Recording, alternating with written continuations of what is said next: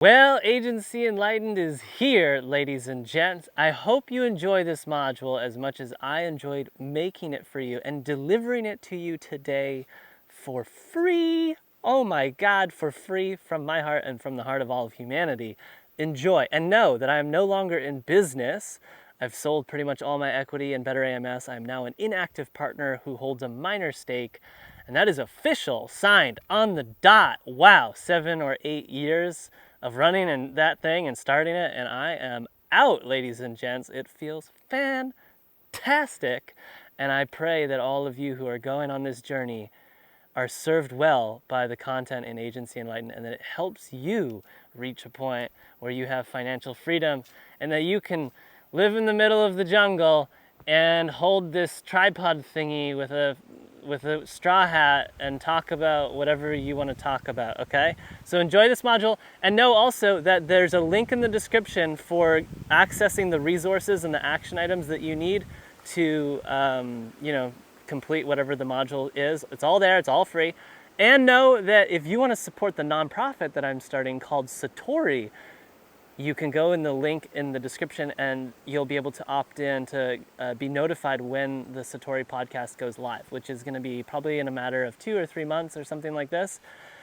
Real quick, before the module begins, you can just fast forward and skip this intro because it's going to be on the every single module intro if you don't want to know this. But Satori is a nonprofit dedicated or devoted to helping mankind realize the self by sharing God's word.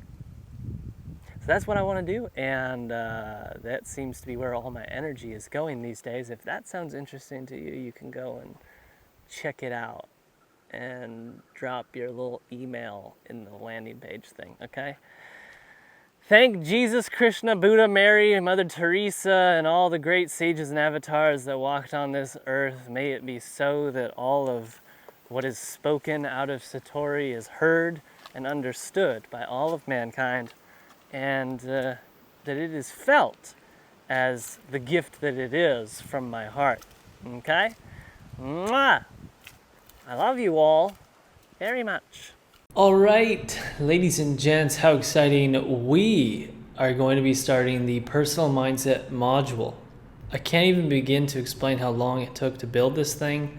It is going to be a big module and a most likely long video. So here is what we are going to cover. Personal versus agency mindset, know thyself, the power of belief, that which you are, seeing yourself, HumanOS, know thy animal, taming thy animal, transcending duality, and you versus you. This could have been split up into 3 modules. It's about 125 slides, but I decided to just merge it all in. Let's first go over this. Now, personal mindset is really how you think of yourself and the world. It's really just your beliefs, your paradigm, your way of seeing everything in this world. It's not at all about your agency, yet it's extremely important to the growth of your agency and your happiness, and your everything else around your agency is directly affects your agency. So that's why it's very important, and that's why I consider this more personal. On the agency, it's the exact same thing for the agency mindset, except it's everything related to your business, okay? So we're splitting up mindset into personal and business. And I consider personal to be everything which we're going to cover in this module, and business to be everything which is going to be in the next module, okay? Both are equally as important to the growth of your agency. Know thyself. This is a great quote from Aristotle. Knowing yourself is the beginning of all wisdom. Another great quote, your beliefs become your thoughts become your words become your actions become your habits, and your values become your destiny. So this is the simple causal chain, beliefs, behavior, and reality. Most of you guys probably, ladies and gents, probably already are aware of this. Now, beliefs are a leading indicator of your behavior, and behavior is a lagging indicator of your beliefs. And behavior is also a leading indicator of your reality, and reality is simply a lagging indicator of your behavior. That would be Mr. Hawkins. Sorry, Hawkins is going to be probably meowing throughout this module, but this was so insightful for me when I started to realize this, because I started to realize that everything stems from beliefs. And I consider beliefs to be, pretty much mindset. So, for example, you love working out and eating healthy. This results in you working out 5 to 6 days a week and you're extremely fit. Another alternative belief is that you think working out and eating healthy is important for health and energy. You work out a few times a week and you're in shape. You're not extremely fit with 7% body fat or something crazy. And you're not Arnold Schwarzenegger, but you're in shape. Number 3 is working out's important, but you'd rather indulge in the sweets of life. So you work out maybe once a week, maybe 0 times a week, and you're out of shape. So it doesn't... Behavior, people think, behavior, but that's kind of what dictates reality, but actually you go a step deeper and it's really just all beliefs. So I know that you probably came into this program wanting to grow your agency and take your agency to the next level. Well, what we're trying to do is really, give the beliefs and that can result in the behavior that can get you to whatever reality it is that you want. And so if you want to get to $500,000 a month or $1 million a month or 50,000 a month, whatever it is, mindset, in my opinion, is just, okay, what are the beliefs that need to be installed into your consciousness so that we can get the right behaviors, which will get the right reality. Now, maybe some of you don't even want, it's not even about revenue per month. It's just about some lifestyle thing. Whatever the reality is that you're desiring, that doesn't matter. That's an easy thing to think of. You know what you want. And we're going to try to break down the beliefs and behavior. Mainly the beliefs, because that leads to the behavior. This week, we'll focus heavily on your belief system and discuss the mindset and mental models we'd recommend for reaching the beginning stages of Agency Enlightened. Now, breaking down beliefs, we have the personal belief system and the agency belief system. Okay, these two things are your beliefs. In my opinion, the personal belief system comes before the agency belief system and is actually more important, because a poor personal belief system, it's basically takes precedence over the agency, because whatever beliefs you have in your agency are going to predominantly come out of your personal belief system. That's why we start with the personal. But in general, these two things combined forms your beliefs. Now, what is a belief system? It's really the framework of ideas that you use to understand the world. So beliefs, and then you have the personal belief system. Again, framework of ideas used to understand the world outside of business. And on the other side, agency belief system is the framework of ideas inside of business. Now, the way you're going to hear me reference to this on coaching calls a lot, and in future modules possibly, I like to consider your belief system as your unique lens. Everybody has a unique lens. Everyone's lens essentially has distortions. Okay, there's cracks within the lens. There's cracks that are basically negative false beliefs that lead to less preferable outcomes within your life. Now, the degree of distortion within everyone's lens, bracket belief system, is, degrees in terms of the level of distortion. You can think of Adolf Hitler had an extremely distorted lens, an extremely distorted belief system. Okay, when I say lens, I just mean belief system. And if you compare Adolf Hitler to Mother Teresa, who's considered to be the opposite, who's a saint, you can see that the distortion in the lens differs between these two humans. Now, this program has many distortions in it, which is why we continuously rebuild and update the program as our agency scales, because as time progresses, we learn, and as we learn, we remove more and more distortions within the lens. It's a beautiful thing. And I just want you to be aware that there's, of course, going to be distortions projected outward into this program from myself, from Destiny, from whoever is contributing to the build of this program, because we have not yet figured everything out, and we are far from perfect.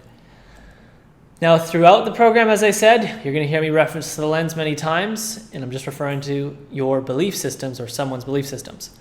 All right, the power of belief. So, how powerful are your beliefs? I think it's very important we start to look into the effects your beliefs can have in ways that most people wouldn't think is possible. So to do this, we're going to watch this quick little 5-minute video from YouTube to demonstrate an example of the power of beliefs, and then we're going to go a little bit step further. But let's press play on this video. The idea was to treat people in great pain. Volunteers with severe knee arthritis were gathered from around the state and divided into groups. 2 groups would have a surgical procedure. The third would be given a placebo, fake surgery. They'd have a general anaesthetic, be opened up, but wouldn't have any real procedure. They would merely think they had. I had to meet the surgeon. It's very important for the patients not to know which treatment that they have. And they're always trying to look for clues. You know, they're always trying to get you to tell them. And the best way to avoid that, of course, is to not know as a doctor until the last minute which treatment they're going to have. Each patient would receive a general anaesthetic, but only 2 groups would have an actual procedure. Not even the surgical staff knew who was in each group until they were in the theatre. I would open the envelope in the room and I would read it, but I wouldn't announce it out loud. And then I would show it to the nurses who were working with me, and I would show it to the anesthesiologist, and nobody would ever say which of the 3 treatments was revealed in the envelope. We had a very elaborate ruse, if you will. I would play a videotape on the TV of a real surgery. And while I was watching the TV, I would ask for instruments and pass things back and forth and carry on conversation as if it was what I would really have done if what was happening on the TV screen was actually going on during that surgery. So we would have water splashing, we would have instruments clanking, and we would do this for the same amount of time that the actual surgery on the videotape took place, so that a patient and their family couldn't watch the clock and say, oh, we were only in the operating room for 10 minutes, so it must have been a pretend surgery.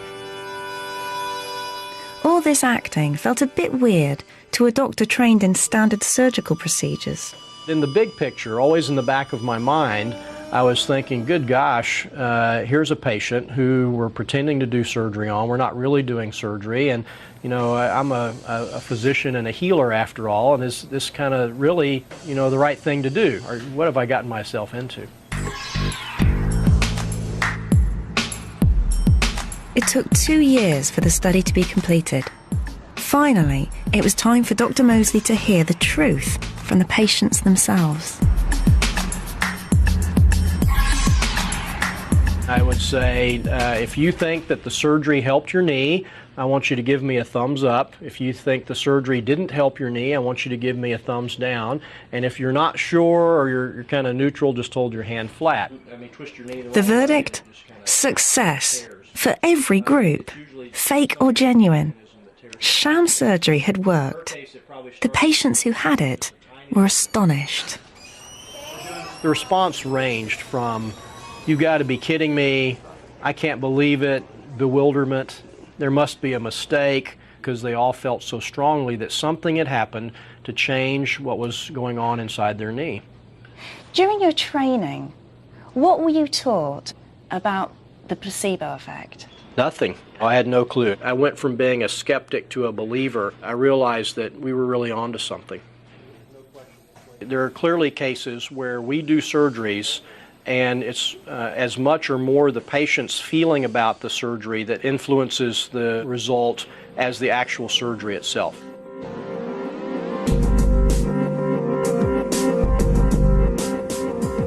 Dr. Mosley had seen patients get better purely because of what was in their minds. The pain had gone. It seemed too good to be true, and it did all happen 7 years ago. I wanted to see one of the patients who'd been in great pain before having Dr. Mosley's surgery. I wanted to know whether the placebo effect could still hold. when I first had that pain, before that, I couldn't do a lot of things I did, like going fishing or playing basketball or going dancing. And after that, I was able to do that. He could. Woo. We could go dancing. He took me dancing, and he could dance all night. Can you describe what the pain was like before the operation? Terrible, awful. I didn't think that it could be any worse. It's emotional. Why is it because you were in so much pain before? Yes. And what would you say it was that really cured you? Was it Dr. Mosley, or was it you and your mind?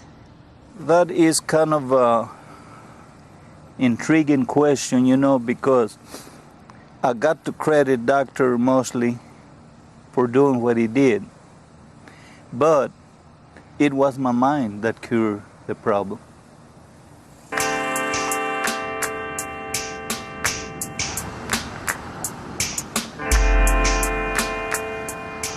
I knew that Dr. Mosley's patients had been cured by the sham operation, but I wasn't expecting it to have changed his life. I mean, he couldn't talk about the pain that he'd experienced without crying. All right, that was an absolutely amazing video. Now, to conclude that video, basically, Dr. Bruce Mosley said that my skill as a surgeon had no benefit on these patients. The entire benefit of the surgery for osteoarthritis of the knee was the placebo effect, the patient's belief. This is what he said after the 2-year experiment finished, which is very beautiful because I don't think most people would ever consider this to be real, but this is an actual experiment that was conducted in a very scientific way that can't necessarily be explained using a linear Newtonian paradigm, because science can't measure the effect one's belief has on your physiology. So the question really is, how can belief heal someone of osteoarthritis, something where there's patients who went through this kind of fake surgery and healed themselves with their mind, where the pain prior to this fake surgery was so excruciatingly painful that they were, just unable to even basically live. How could they do that simply with their mind? I don't have the answer for this question. This is for you to answer, and hopefully this kind of makes you ponder that question and go deeper into figuring out what it is and how powerful your beliefs are. Now, the resources of this, you can find the documentary on YouTube for free. There's also more articles of this specific example. Now, there's thousands and thousands and thousands of experiments that have been run like this. You never hear about them ever. It's very weird how to find things like this, you kind of have to dig really deep, but there's thousands of them. Another example is someone named, and I'm blanking on his name, Dr. Joe Dispenza. That's correct. Some of you may be familiar with him. This is a very short video. One more example, and I promise we're not going to give any more video examples after this, but this one's very important. I want to also make sure that everybody sees this. So let's pause this and go straight into this video. Hello, dear friend. Please know that there's a copyright issue and I cannot play this video for you inside of my videos. So you're gonna have to pause this video, go to this video by searching Dr. Joe Dispenza heals his back with his mind. And it's a super short and beautiful 2-minute and 19-second video, and you're gonna absolutely love it. So I'll also link it in the description below this video, so you can either click the link or search it in YouTube. Make sure you do it. It's a super beautiful video. You're gonna love it. All right, I love you. Bye. All right, so these are clear examples of people's ability to change their own physiology for the better through belief. Now, like I said, there's thousands more examples, but we're only going to show 2 here. However, it's also possible to affect the physiology of others without being a trained doctor and performing, fake surgery. Meet William F. Bengston, if I'm pronouncing his name correctly. So he's a professor of sociology from St. Joseph College. I believe he's probably retired now. Him and his team of researchers were coming up with unique ways to cure mice of mammary cancer, if I'm pronouncing that correctly, mammary. This is essentially cancer research. Now, at the time of when they were doing this, which was quite some time ago, the world record for a mouse surviving after being injected with mammary cancer, hopefully I'm pronouncing that correctly, otherwise I'm butchering the word. The world record surviving mouse was 27 days. All current studies and experiments involved pretty much the use of pharmaceuticals and drugs, etc. Bill and his team decided, this is a photo of them, to simply hold the mouse cage for an hour a day and believe that was enough to heal the mice. They would just hold that cage and hold the intention of thought that they were healing the mice, pretty much through thought. Not only by around day 35 was the mouse free of cancer, but it actually became immune upon attempts of another injection. So when they tried to re-inject the mouse, it was completely immune. They repeated this experiment several times with many different people, including skeptics, people who had zero belief in the power of healing cancer through mere belief in a mouse.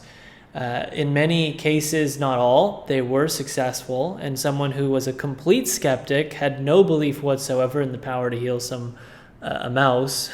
In fact, most of the people who partook in this experiment believed they were being studied on for something else, and this was all just a joke and not serious.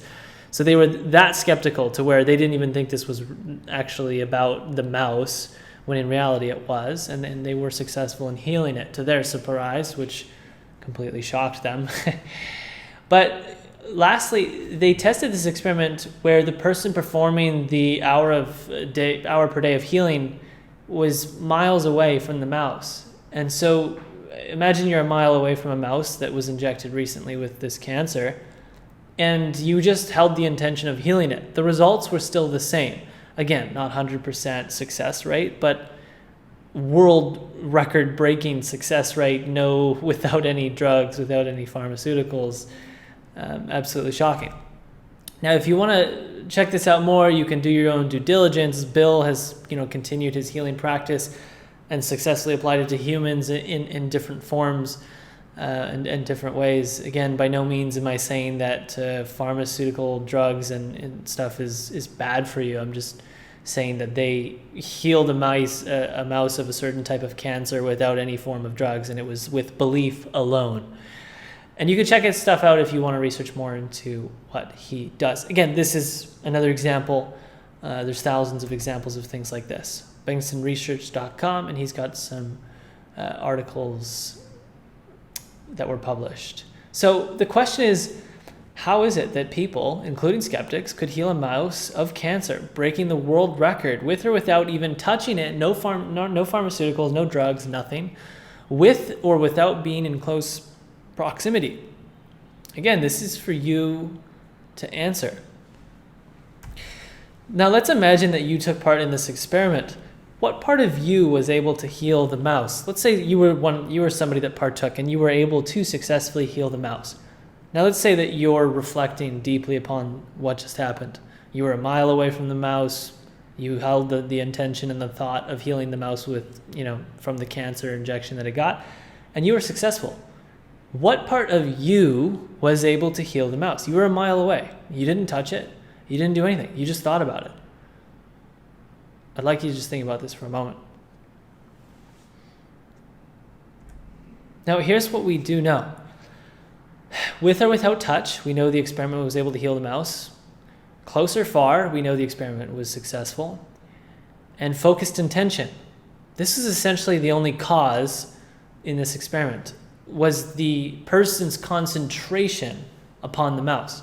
The mere thought for 1 hour per day of, I'm healing this mouse, and I believe I'm healing it. So it was just mere focused belief. Now, energy, this is really the only possible answer. One would have to hypothesize that your focused intention somehow is energetically felt by the mouse. Somehow through that belief, you thinking of that specific mouse that you saw get injected with this type of cancer, and the mouse is a mile away, you holding the thought of that mouse and focusing upon healing it somehow reached the mouse. It somehow changed the physiology of the mouse. And how does it do that when you're a mile away? Well, somehow your thoughts were energetically, or your intention was being, felt by the mouse. And energy is really the only way that this would be possible. We live in pretty much an energetic universe. Everything is, from what we understand scientifically, vibrating particles of energy down to the quantum level. That's pretty much what everything is. It's quite spooky when you actually think about it like that. But since everything is energy, it can move miles away and affect physiology when it's focused. So this is belief being focused and felt miles away. Now, regardless if it's energy or not, whatever it might be, I don't know if that's the answer. I imagine that energy has something to do with it, and the ability to travel miles and miles and miles and thousands of miles or millions of miles and be felt by a specific subject. I imagine there's no limit to the range. But you got to ask yourself, are you just a physical body? Are you just a physical body? Meaning that you can only impact things that you touch. So like, if you break a stick, that's the only way you could have ever impacted that stick. Or if you have to physically inject something into the mouse to actually heal it, you have to physically do this to do that. You have to physically, basically, touch something, or look at something or look at someone in a certain way to create a reaction. Are you just a physical body, right, that physically affects things? Or are you more than that? Can you affect things through mere belief, such as the 3 examples that we showed? Let me actually back up a slide. The 3 examples that we showed with the curing the mouse, with Dr. Joe Dispenza curing himself of his broken vertebrae, and the first example, which was the many patients who cured themselves of osteoarthritis in the knee. And these are just 3 examples of thousands upon thousands. So let's discuss another very interesting subject called remote viewing. Remote viewing, and or known as remote influencing, is a natural ability that everyone has to be able to see anything in the world or universe and or influence anyone whom you can concentrate upon. Now, I know this probably sounds absolutely mind-blowing and ridiculous and absolutely crazy, but I had to show the other examples to kind of make this not seem so crazy. I know it sounds insane, but this is something that's actually even being practiced and used by the CIA. The CIA declassified documents of their remote viewing program. It was called Project Stargate. They spent probably $25 million plus over the course of, I don't know if it was 4, 5, 10 years. And they spent a lot of money doing this remote viewing to gain intelligence for, security purposes. And there are also many other remote viewing institutes that help teach the practice of remote viewing to people. So what is this thing? Okay, personally, I got quite deep into doing 1 to 2 hours per day of remote viewing for about 9 months straight. And essentially, it's a very deep meditative state. And for several weeks, after about, I would say, 2 to 3 weeks of doing this, practicing this remote viewing, and I personally joined this Avari program at probablefuture.com by Gerald O'Donnell. That's the guy who created that program. that's where I learned remote viewing personally, and I'll give you some information on that towards the end of this module. What happened after a few weeks was I started having these crazy out-of-body experiences, kind of like in the movie Doctor Strange. You can see this photo where this kind of sage guru master punches him out of his body. If you haven't seen the movie, that's okay. This is essentially just a scene where Doctor Strange, the guy who's getting punched, his higher self or light body, whatever you want to call it, is essentially punched out of his physical body. And his physical body goes completely unconscious. And then all of a sudden he's in this light body and he's like freaking out because he has no idea what's going on. He's never experienced something like this before. This is exactly what happened to myself when I started getting into remote viewing. And it freaked me the F out the first time it happened. I absolutely freaked out. I called Nicole, my significant other, and told her, and it was very kind of frightening the first time it happened. And then as I continued doing it, I got more and more used to it and less frightened. Again, it was just frightening because I'd never experienced something like this before. But as you continued doing it, it just got more and more, I guess you could call it less frightening, and I felt more in control. And in this state, you can see your physical body laying in the bed or wherever you're laying. For some people, it's different. Sometimes some people have an out-of-body experience and they won't have sight. Sometimes they'll only be able to feel certain things like they're floating or moving around. But as you develop and you progress in practicing remote viewing, the senses of sight come. And that's the most exciting one because it allows you to see things, obviously. In the beginning, though, for me, it was also just like felt like I was falling out of my body or coming out of my body, and I could feel things and see some things, but not like perfect 20/20 vision like when you open your eyes. But it was developed over time. Anyways, the point is that in doing this, I was able to do some really weird metaphysical things and see some really weird things. Like you can go and you can pretty much just, when you're out of body, you can just think of a place, whether it's, a different place in a different country, and you can be right there in that moment, and you can go there and you can see it. So if I'm out of body, I could think of the Eiffel Tower and I could essentially go to the Eiffel Tower and see it. Some people call this astral projection, but I would like to consider this a little bit different, because in this out-of-body experience, it can get to the point where you can even just like kind of go around your house out of body and you can see things. Like for example, if I was to go out of body, I could go into the kitchen and see who's in the kitchen. And then I can immediately snap out of the out-of-body state, go back into the physical body, run into the kitchen, and see if that person I saw out of body is actually in the kitchen and they were in the kitchen. So it's that kind of, it's that weird. And that's why they call it remote viewing, and that's why the CIA was so interested in it, because they could use it for intelligence purposes, to gain intelligence on their enemies and to recapture soldiers that were captured by, the enemies, I guess you could call it, whoever those enemies were. And they were very successful, although they came out and said that the program wasn't that successful. If you look deeper into it and you watch this documentary called Third Eye Spies, you'll get to see Russell Targ and some other people who were part of the creation of this program called Project Stargate. And they'll tell you that it was a very successful program, and the CIA doesn't really want people knowing about it because there were some people in the program who were able to just find some and read documents that no one should ever be able to read. And since it's something that you can't really track or prevent, if every human being in the world has the potential to see anything anywhere, well, that's a problem that the CIA doesn't really want to deal with. So why would they make this very public, and why would they say that it's possible and it's very successful, etc.? So anyways, great documentary, and it goes deeper into remote viewing.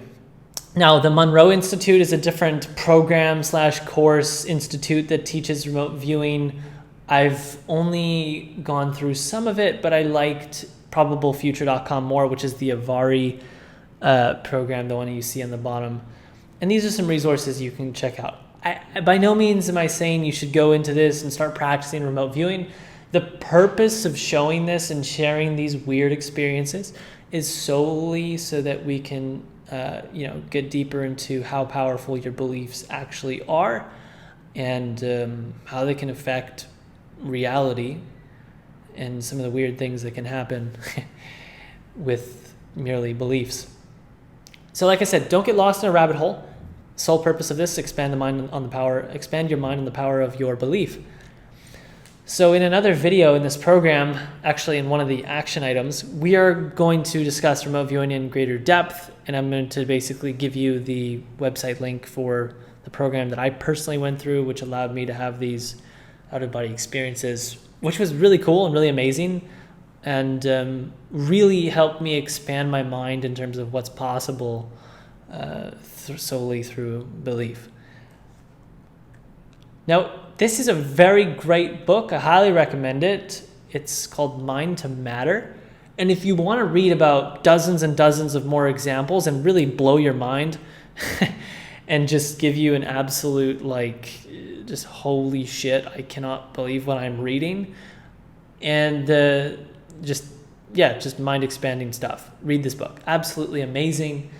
And Dawson Church did a fantastic job of writing it and documenting it in the most scientific way possible. It's also forwarded by Dr. Joe Dispenza, who's one of the people that we referenced in this module. Fantastic book. I highly recommend you add it to your cart on Amazon and purchase it right now, and just read it on a Sunday or something. You can probably read it in a couple of days. So that was beliefs. Now let's get into that which you are.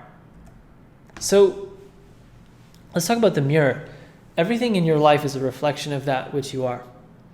Now, that which you are is what I would consider to be your essence, your beingness, your isness, consciousness. It's fluid, it's forever changing. That's kind of the best way I can explain it. I know isness isn't really a word, and beingness probably isn't a word either. But it's your essence. And beliefs, for the purpose of this program, will define your belief system to be the core element of that which you are. Although there's many more elements, let's just stick with your beliefs being the core element of that which you are. Because everything stems from your beliefs, which is why we are as within, so without. It's a great quote, as within, so without. You've probably heard the other quote, which is as above, so below. And this is fantastic because as you are within, so you are without. If you see yourself as beautiful inside, 1 second. That was Nicole playing a very loud song. But as I was saying, if you see yourself and truly believe that you are a beautiful, benign being, and you truly believe that, and that is at the core of who you are, then that is what you are going to see in others, and that's how others, for the most part, are likely to see you. Now, this is just one example of millions of different examples you could give. Let's give more specific examples. So here's a belief, which is as within. Personally, I was once unconsciously insecure of my self-worth. Although my ego would find ways to convince myself I wasn't. This reflected outward as me buying fancy brand name clothing, buying jewelry, moving into a fancy house, and caring about my public image. Now, this is just a couple examples of how me having the belief of just being insecure of my self-worth, so essentially just me being insecure of myself, that was shown in me trying to basically, buy fancy things and portray that I'm worthy of people or people's time, or prove to myself that I am, worth something, so to speak, and I believe in myself because I have all these things. it was all pretty much just a cover up. But there's nothing wrong with, I'm not saying there's anything wrong with like buying brand name clothes or buying jewelry or buying a fancy house, as long as they aren't a reflection of an inner insecurity.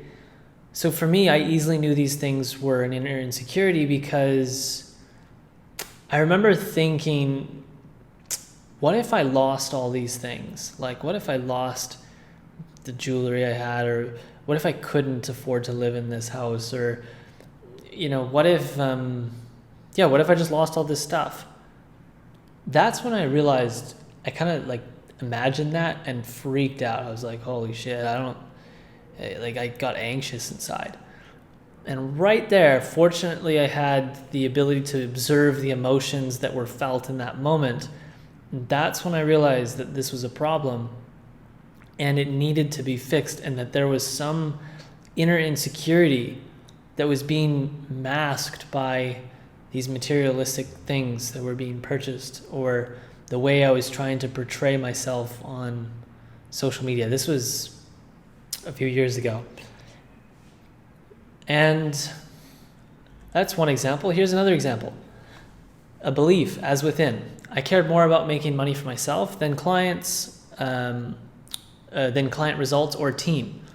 This is essentially a distortion within the lens, and it comes from greed. Again, although my ego would convince myself that I wasn't greedy, but I was like this for at least the first 2 to potentially 3 years. I would say definitely the first 2. Things started to change in the 3rd year of running the agency. I cared more about making money for myself. It was that simple. I did not really care about the clients that much, although I knew I had to get them results, because the only way for me to get what I wanted was to get them results, and that's the only reason that, you know, I was really getting the results. There was no passion or real desire other than, you know, I'm doing this so that I can gain personally. And that was a belief as within. Now the reflection as without was that I thought it was stupid that anyone would want to work with me because they could easily go and start their own agency and make more money than me. This might sound crazy, but I actually believed that. I was like, why would people work for me? They could just go start their own agency. This wasn't that hard. They could easily go make $10,000, $20,000 a month by themselves. And because I was being greedy personally, I was also basically afraid of someone coming in to the agency to learn everything, learn all our systems, and then steal them and walk away. And that was an inner insecurity from within me. And number 2 is I was paying myself as much as I felt like on any given month. Again, greed as a reflection without. Now I don't. It's basically the complete opposite. I deeply do care about the clients. I deeply care about our team. And I truly believe that culture is everything in an agency, and serving your people is ultimately one of the best things you can do, serving your clients as well. And I pay myself a fixed salary. It's nothing outrageous. And that's it. So it's beautiful to see how things have changed. But this is an example of a distortion, as within, as without. So in this process, we're bringing the unconscious conscious, right? So once I became aware of all these things, I made radical shifts to remove these distortions, these negative/false beliefs from my lens. And again, the lens is my belief system. So one of the ultimate lessons that can be learned from this training is how to self-examine and refine your beliefs, what's within, in order to reach Agency Enlightened, which is what's without. Now, we already know your beliefs are ridiculously powerful beyond what you can possibly even imagine. And it's just a process of refining the beliefs. Obviously, we're going to go way more in depth in future weeks in this training program, but beliefs is the foundation, and this is why we're starting here. So personal mindset, in my opinion, is a very much a game of identifying and removing the distortions, the false and negative beliefs within your lens, which is your belief systems. However, these distortions often are deep within your shadow. deep within your unconscious mind. And that's why they're so hard to remove, is because you're not really aware of them.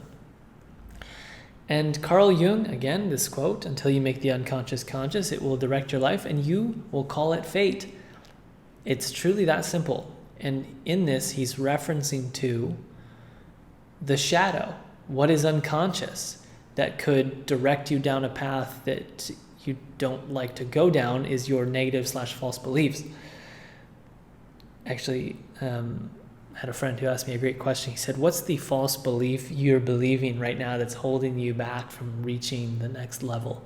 And that's a beautiful question, because ultimately personal mindset is all about constantly looking for the distortions within your lens so that you can adjust and have the proper beliefs to give you the proper behaviors, to give you the proper reality that you desire. So what's without is a lagging indicator of what's within.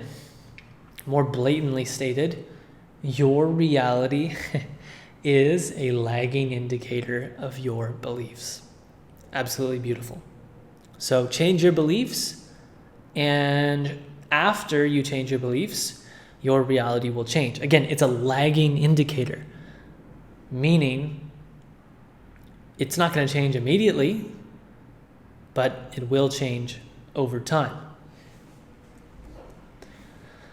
So, again, we covered this, but beliefs is leading indicator of your behavior, because, for example, if you believe that working out is extremely important, eating healthy is extremely important, well, that's going to be an indicator of what your behaviors are. You know, if someone tells me, I could be talking to you on the phone, I've never seen you physically, and if you told me that, you know, working out is extremely important, you've believed that for years, and you believe that eating the best quality food and never overeating is very important. Well, if that's true, I can probably imagine what you're going to look like and how much you go to the gym and what your, you know, actual body looks like. So I can pretty much determine your behaviors in your reality. So let me grab a drink of water, and then we're going to go over seeing yourself. All right, seeing yourself.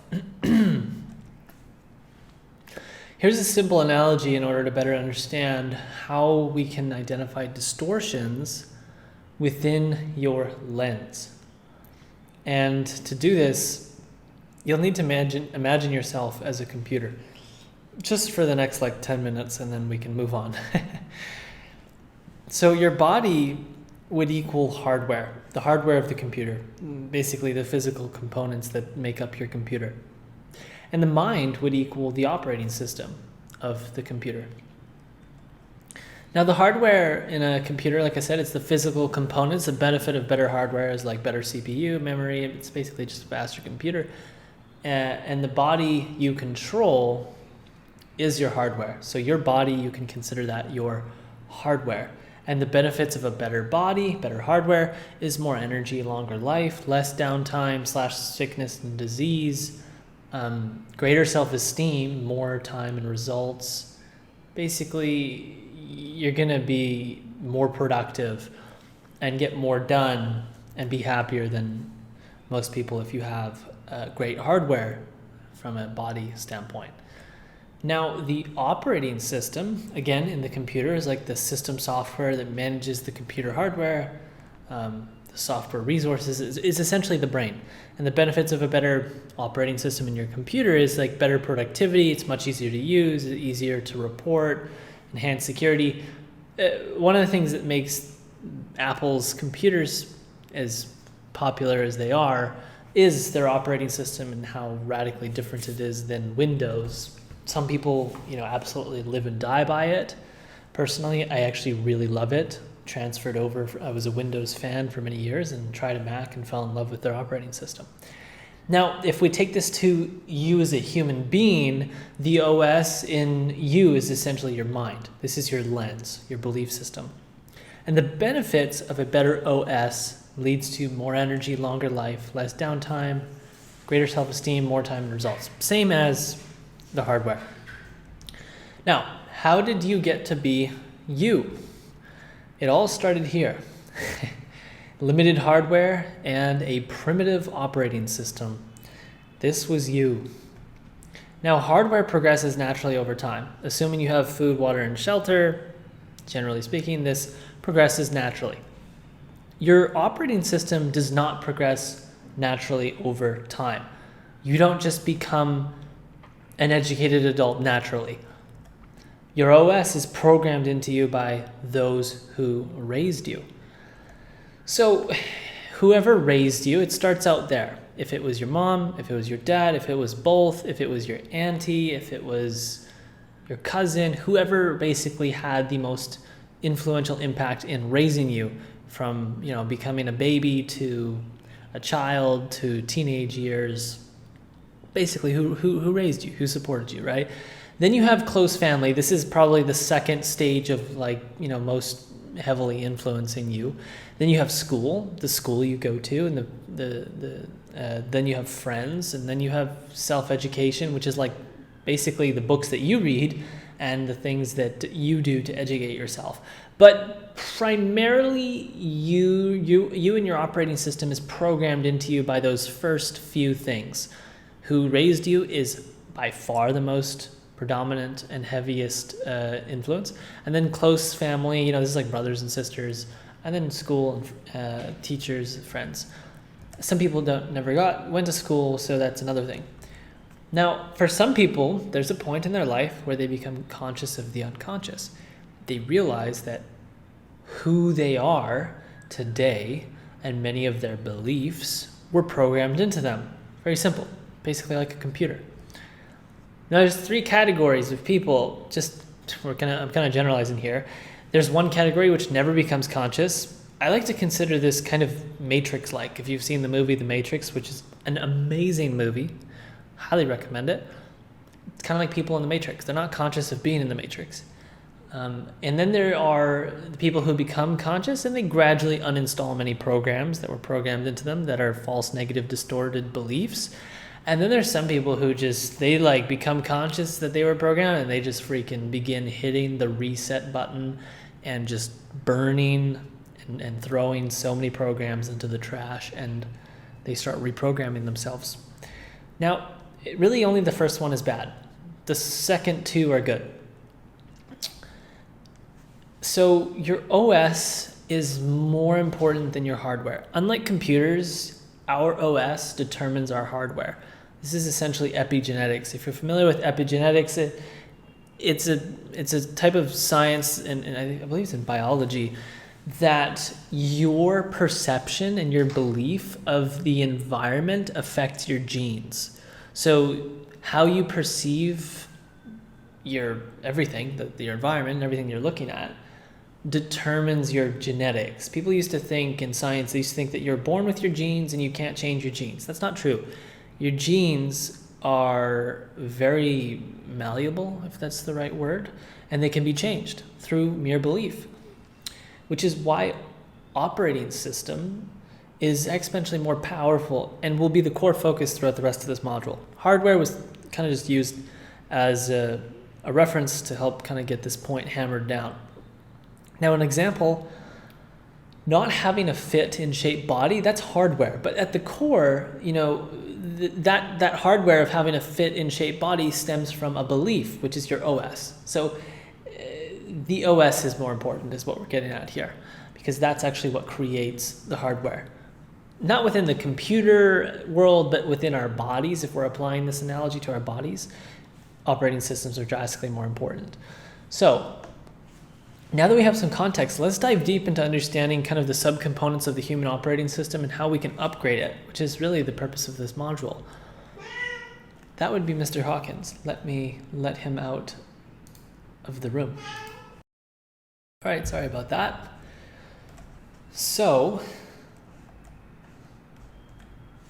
it looks like the keyboard is frozen for some reason. Here we go. So there's two subcomponents.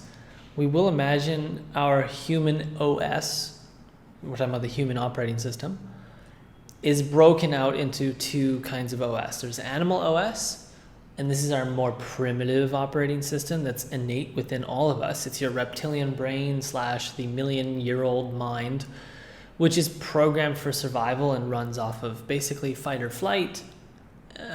And it's less useful now, given the world is much safer than it was prior to humans being the dominant species. Even if you don't believe that humans evolved out of apes, that's fine.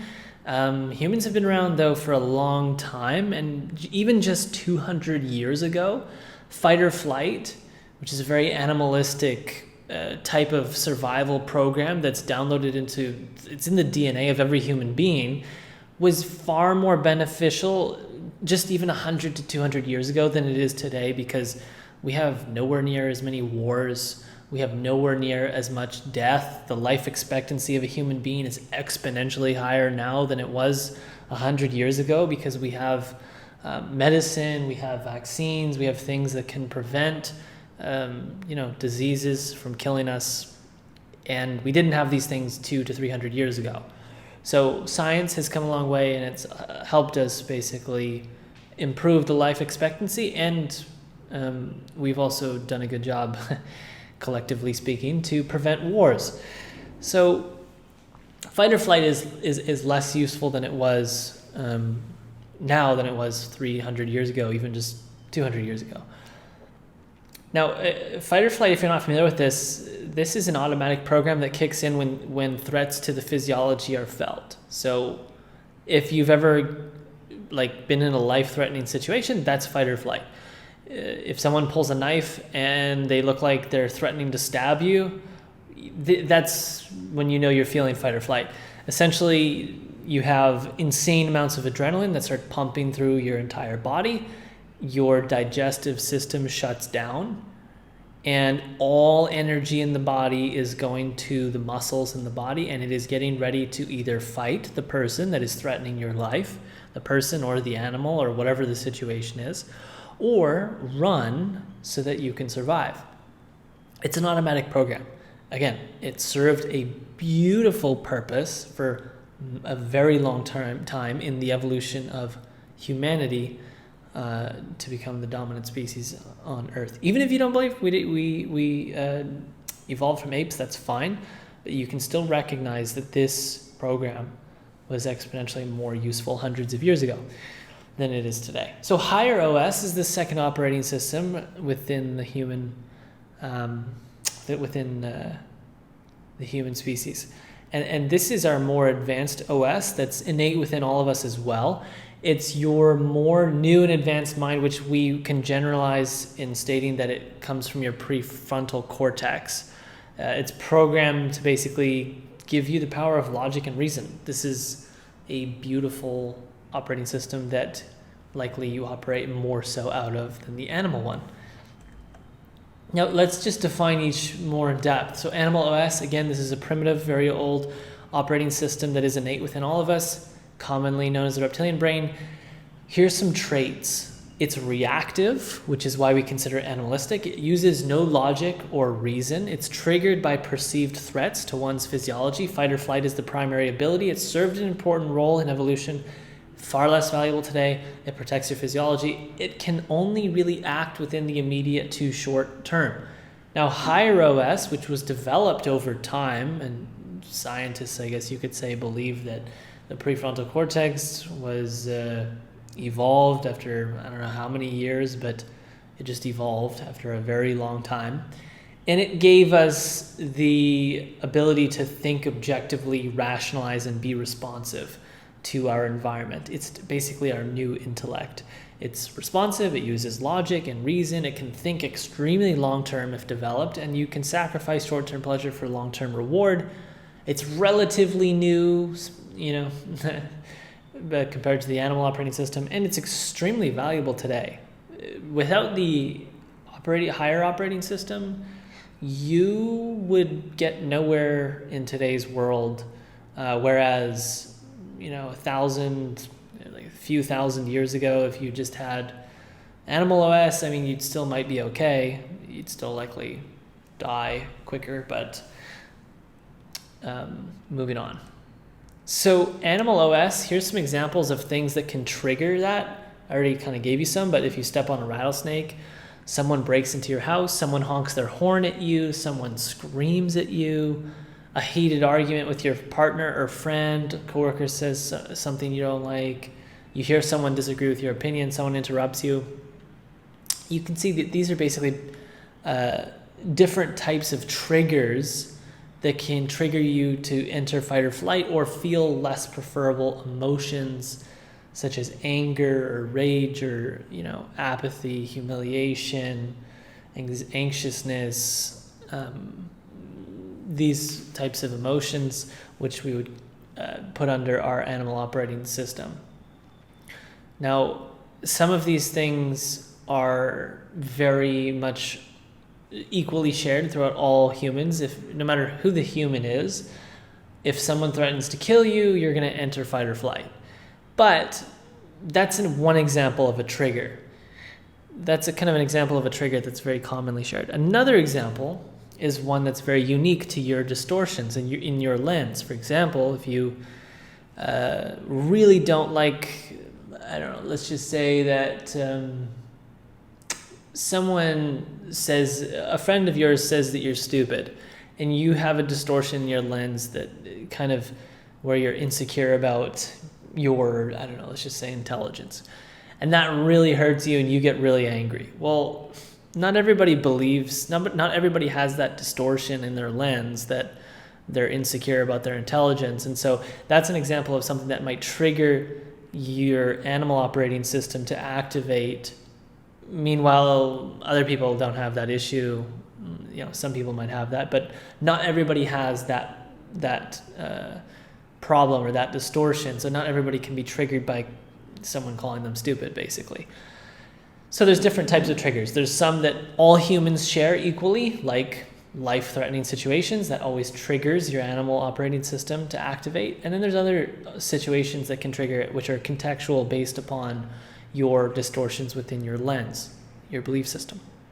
Now, your higher operating system, it's not really triggered per se, so long as you're not in a life-threatening situation or you're not angry or you're not,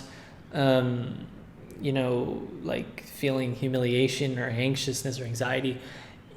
If you're not operating the animal operating system, you're basically in the higher operating system. Examples of this are pretty simple: thinking, reasoning, rationalizing, intellectualizing. This is when you're within the higher operating system. So, yes, we've kind of evolved to have higher OS and animal OS, but it's kind of interesting because the animal operating system of fight or flight is less useful today, as I mentioned, but unfortunately we still have it. If we didn't have it, there would be far less, I guess you could say, far less preferable emotions that are experienced. You wouldn't really ever get angry because the animal is what I consider also to be kind of like the ego. And someone saying that you're stupid, for some people, they'll just be like, oh, whatever, I don't care. Like, you can say whatever you want to me. It's not going to get me angry. You're not going to be able to make me mad. Other people, they'll be completely triggered by that because they have distortions within their lens. And a lot of distortions lie somewhat within the animal operating system. But the point is that we have both of these operating systems. Now, another kind of differences between these, just to get even more clear, animal OS is looks at content, so it looks at the actual thing that's going on, and the higher OS looks at context. So, example of this is your girlfriend gets mad at you, and because she gets mad at you, you get mad at her, and you're responsive. Such as an animal would be, not responsive, you're reactive because you're looking at the content of her anger, and so you're responding with, and you're basically reciprocating with anger in a very animalistic way, which is a very common thing within most relationships. But if you were higher conscious and you were operating out of your higher operating system, you would see your girlfriend being angry at you, and you would be able to understand what the context of her anger is. And maybe she's had a bad day, she hasn't slept much, she hasn't eaten much, something happened, and she is projecting her anger onto you. And because you can see that, you don't reciprocate with anger, you reciprocate with love.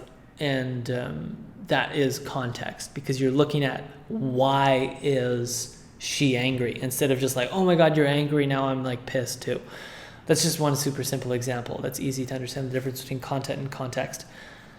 Let's just burn through the rest of these examples without explaining them to in depth, because I'm sure you've already gotten this. But Animal OS is reactive, Higher OS is responsive.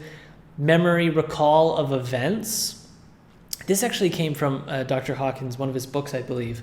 Memory recall of events versus the Higher OS, which contextualizes and looks at the significance. Animal OS will focus on accumulation versus Higher OS, which focuses on growth. Animal OS, concrete, literal versus abstract and imaginative. Acquire versus savor. Maintain versus evolve. Physical and emotional survival versus intellectual development. Remember versus reflect. Desire versus value. Exclusive versus inclusive. Personal and family survival versus survival of others. Constrictive versus expansive. Competition versus cooperation. Excess versus balance. And statement versus hypothesis. This is really a black or white contrast. It's polar opposites. So it's very important we kind of explain the difference between the traits of these two operating systems, because we're going to go even deeper here, and this is all going to tie together. Now, the average time spent in each operating system is different for everyone. Some people might spend half their lives in their Animal OS, which would really suck. Other people spend half their lives, 50% Animal OS, 50% Higher OS. Other people, like you, probably going through this program, will spend 95 to 98% of your life operating out of Higher OS versus Animal OS. Hopefully it's that high of a percentage. And believe it or not, there's a lot of people that spend most of their lives living out of in an animalistic operating system state. So upgrading your operating system is a game of minimizing the time spent in Animal OS and maximizing the effectiveness of our Higher OS and maximizing the time spent in Higher OS. So now let's get to know thy animal. Let's end the analogy, because that's not something I don't like. I don't actually use those terms, Animal OS or human higher or whatever the other two were. We'll discontinue the computer analogy, and instead of referring to it as Animal OS and Higher OS, we're going to refer to them as your animal self and your higher self. This is actually the two terms that I've used for quite a long time and that I'll continue to use.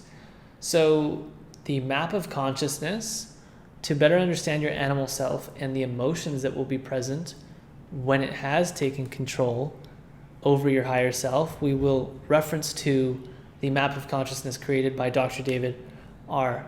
Hawkins. We're going to get into this map.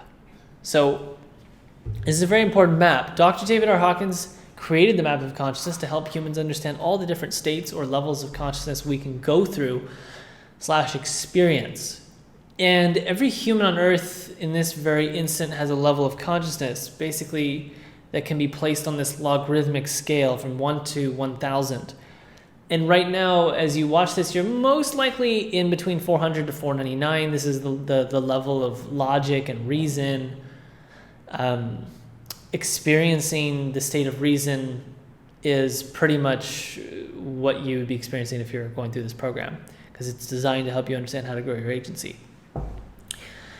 And on this scale, notice that the level 200 is yellow. That's because this is a level of neutrality, and it's the border between animal self and higher self. So anything below 200 is when your animal self is in control.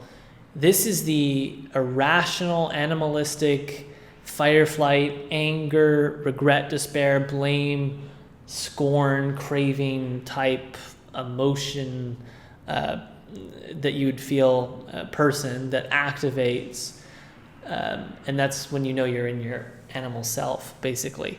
And the lower you go, the more animalistic you become. Anything above 200 is when your higher self is in control and rational thought becomes possible. I know there's lots of spelling mistakes likely within this program. I am not perfect at making sure everything's perfect. But anything above 200 is, like I said, when your higher self is in control. Rational thought becomes possible. The further you go up the scale, the greater your level of intellect, basically. Until you reach like level 1000, which is basically enlightenment, which is extremely rare. And it's a beautiful thing to shoot for, but extremely rare. And if you reached between 700 to 1000, you probably wouldn't care about your agency, to be honest. But that's okay. The point is we want to maximize time spent above 200 and be able to upgrade our personal mindset to a state where we're not going to be operating below 200, and we're going to ideally be able to, if we enter below 200, quickly bounce back and enter the higher self to minimize the downtime and maximize the uptime that we have to be able to work on our agencies and work on them not only, but work on them in a positive, high emotional state, which produces much greater productivity. So whenever you're triggered into feeling any emotions below 200, you basically can't work on your agency. This is why it kills all productivity. Think about being super angry and hating someone. When you're really angry and you're all riled up and you're feeling these emotions, you can't work on your agency. I've tried personally, maybe you can. It's far less productive. You can do maybe some super basic administrative stuff like respond to an email, but you're not going to get any amazing deep work done. You're not going to build anything crazy. You really can't do anything amazing when you're at a level of consciousness that's below 200. Now, removing distortions in your lens will allow you to move up the scale and gain new distortions. Sorry, let me reread that. Removing distortions in your lens will allow you to move up the scale, and gaining new distortions will send you down the scale, basically. So, this is a great map of consciousness because it allows you to better understand if you're operating out of the animal self or the higher self. And the reason why I love it so much is just because it explains the emotions that are felt at certain levels in the life view. So you can see, when you're operating at 175, it's the level of pride, and you're very demanding, and your emotion is scorn. If you're operating at 150, you're at the level of anger, and your emotion is hate, and you're very antagonistic, which is your life view. So it's very beautiful, and the book, which we'll reference to, talks more in depth about each of these emotions so you can better understand these emotions, and this will raise your emotional IQ to a level which is beyond what most human beings will ever imagine reaching. And so when you're aware of these emotions and you're able to deeply understand where you're at on the scale and just know, okay, I'm feeling this right now, it allows you to pull out of those lower, less preferable states of consciousness much faster and not allow them to just destroy your whole day and destroy all productivity. It also allows you to have a much better relationship. So the ego/animal, this is basically, again, the animal self is what I consider to be your ego. And as you go up the scale, your ego becomes smaller and your lens becomes less distorted. As you go down the scale, your ego becomes larger and your lens becomes more distorted. I like to reference to arguments in relationships because, especially when we're talking about being in the animal state, because that's when it's so obvious. If you've ever gotten into an argument with your significant other or a really close friend, the person who is extremely angry and is the most affected and most triggered, I guess you could say, sometimes what happens is that person will say things that they don't even mean. They'll just irrationally say some really mean stuff. And it's important to know that this person is operating out of a animalistic, self. And so it doesn't mean anything because they're irrational. They can't really think straight. They're truly like an animal, like a monkey, basically. And so when I'm in an argument with Nicole, we'll talk, and if she says some crazy stuff, I'll just be like, cool, look, I'm not affected by this because I know that you're really mad right now and you're in an irrational state, and the things that are coming out of, what you're saying is highly irrational. I know that 2-3 hours from now, you're going to realize that. You're going to probably apologize. And you're going to agree that what you said, you truly didn't mean. That's one example of why this is so powerful, to understand this and have this mental model of animal self versus higher self. Okay, and we'll get into more examples. But let's talk about insecurities. Generally speaking, people with huge egos have many insecurities, which their ego tries to cover up in different ways. As I discussed earlier, my distortion of lacking self-worth was, as within, was reflected without by trying to cover it up by, acquiring materialistic things. So this scale, it's important to note that your ego never really goes away. Your animal self is always present. The most important thing to note is just that the animal self becomes in control when you go below 200, and the higher self becomes in control when you go above 200. Now, the animal self is still there even if you're above 200. It's just very tamed, meaning that you're in control of it, and it's not going to take over. If you're in the 400s, if you're at the level of reason and you're in the emotion is understanding, you can still have an animal self. Like, there's many highly egotistical leaders of agencies who have crazy distorted beliefs. And for example, they might believe that everything they do is exponentially better than any of their team members, and that they view their team members as subordinates, and they truly don't believe that they could ever be as good as the leader. And that's a huge distortion. That's a very egotistical thing, which, believe it or not, many leaders have. And I've seen in a few agencies. So don't think that your ego or animal self just goes away when you go above 200. No. It just gets smaller and it gets more in control. So, moving forward. Know thy animal. So narcissism, this is the core of the ego or animal. It's narcissism. What is narcissism? Narcissism is an excessive interest in or admiration of oneself and one's appearance. The animal can be seen as a baby in that it believes it's never wrong and it's entitled to everything from everyone. It's truly a baby, and it thinks it's just going to get everything handed to them on a spoon platter. So ego juice, at every level of consciousness minus pretty much enlightenment, I think, I can't really know for sure, I've never been there, the ego/animal feeds off of the payoff it receives from the distortions within the lens. So the ego or animal gets a grim satisfaction. It's like a dark energy, which is essentially the juice that keeps it alive. I'm going to expand upon this shortly, but what I'm saying is that your distortions that you have gives you a grim satisfaction.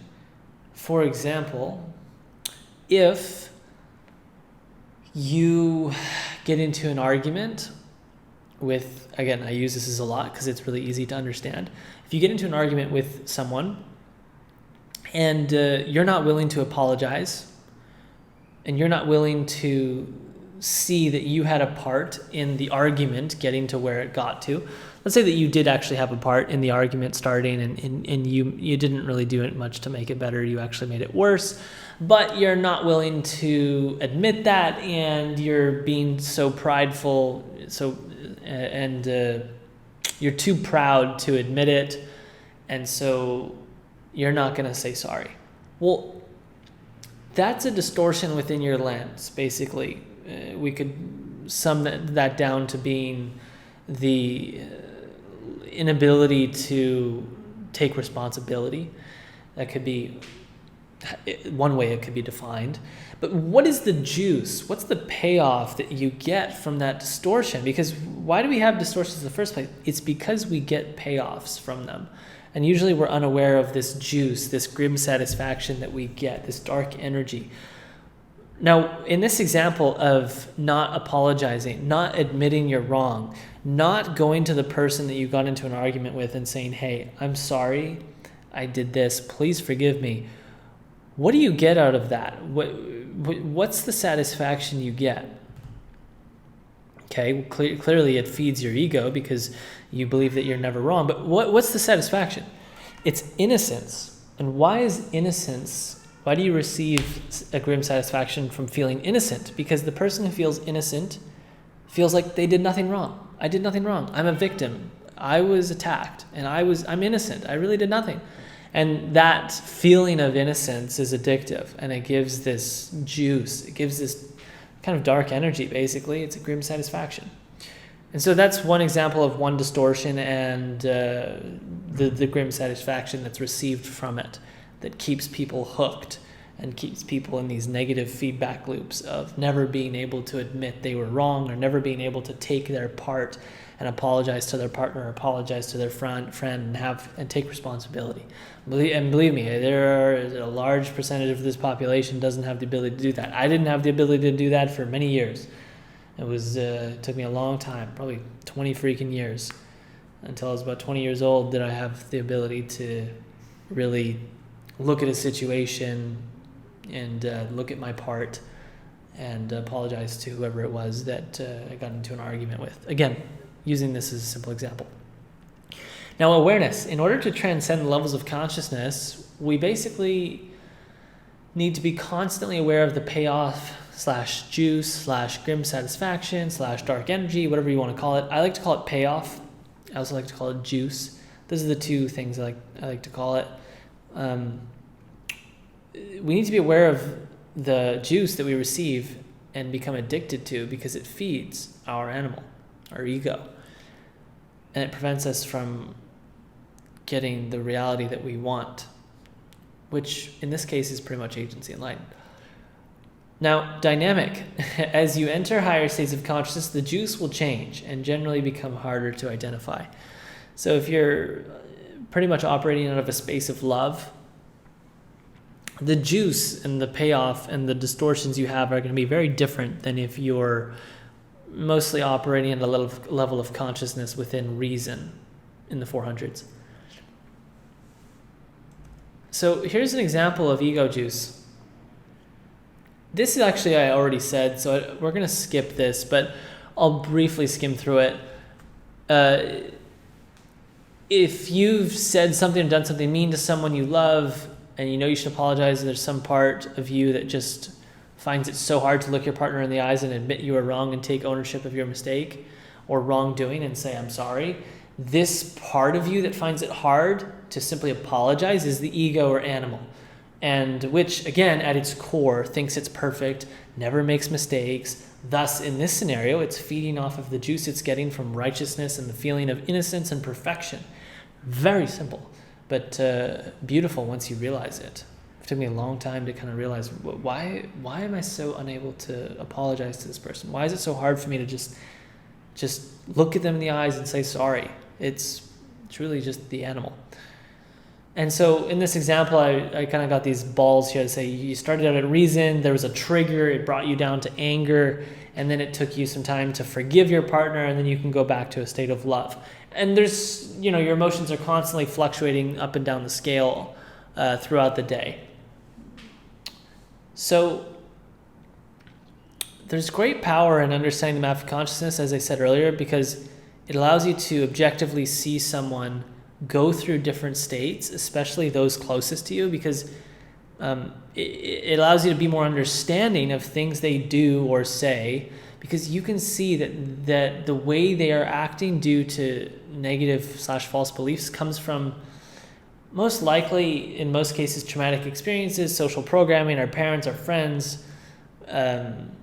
And without the map of consciousness and without these mental models of being able to realize there's an animal self or a higher self, if someone gets mad at you, like, you'll just get mad back at them, and you're unable to see the context of the situation, which basically leaves you unable to understand why this person is mad, and leaves you subject to potentially getting angry as well.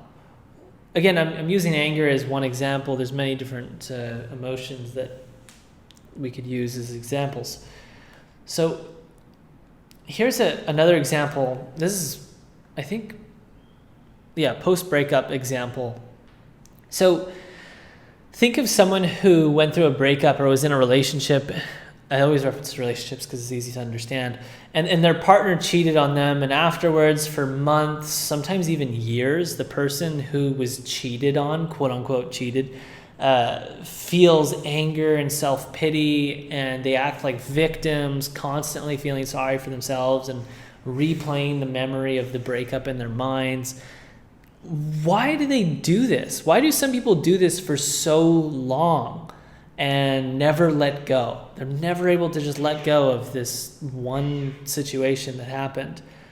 It's because this is a great source of juice that their animal, their ego, is feeding off of. Believe it or not, it's a weird, addictive, kind of dark source of energy. Although this person is indeed experiencing emotional pain, I've definitely been in this actual situation, and you are experiencing emotional pain.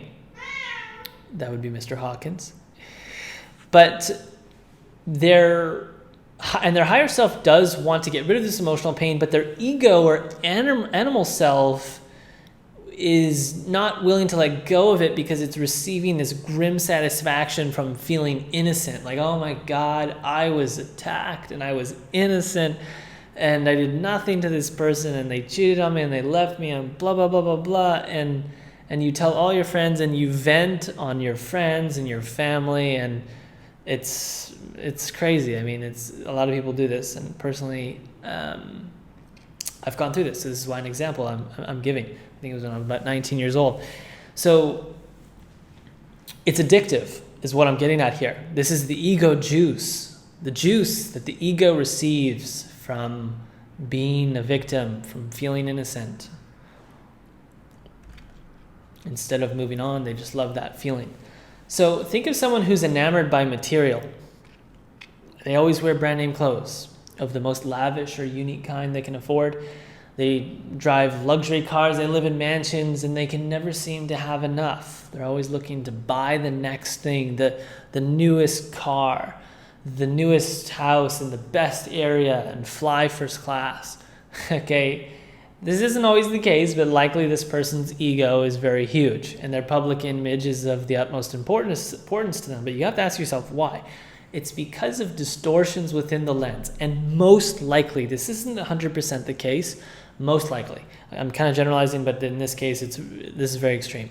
It's primarily due to a lack of inner self-worth that is attempted to be made up for by the acquisition of luxurious materials that makes them feel self-worth, which is, again, it's a form of juice that is received. This is a person who within has a lot of insecurities, so they have to cover up those insecurities with objects and symbols that portray to other humans that this person has a lot of power, a lot of wealth. Meanwhile, on the inside, they're really actually very insecure.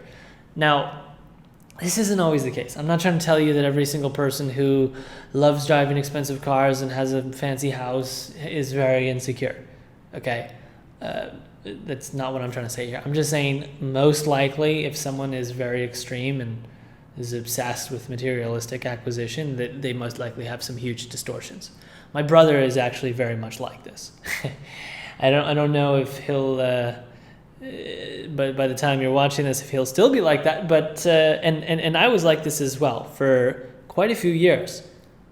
And the only reason I found out was, like I said, because I started thinking of myself not wearing like these brand name clothes or not having this piece of jewelry, and like if I don't wear a brand name cloth, if I don't wear this jewelry, it's like I'm naked. It's like, oh my God, I don't feel worthy. Like I don't feel good about myself if I don't wear this necklace that is diamond necklace or this brand name shirt.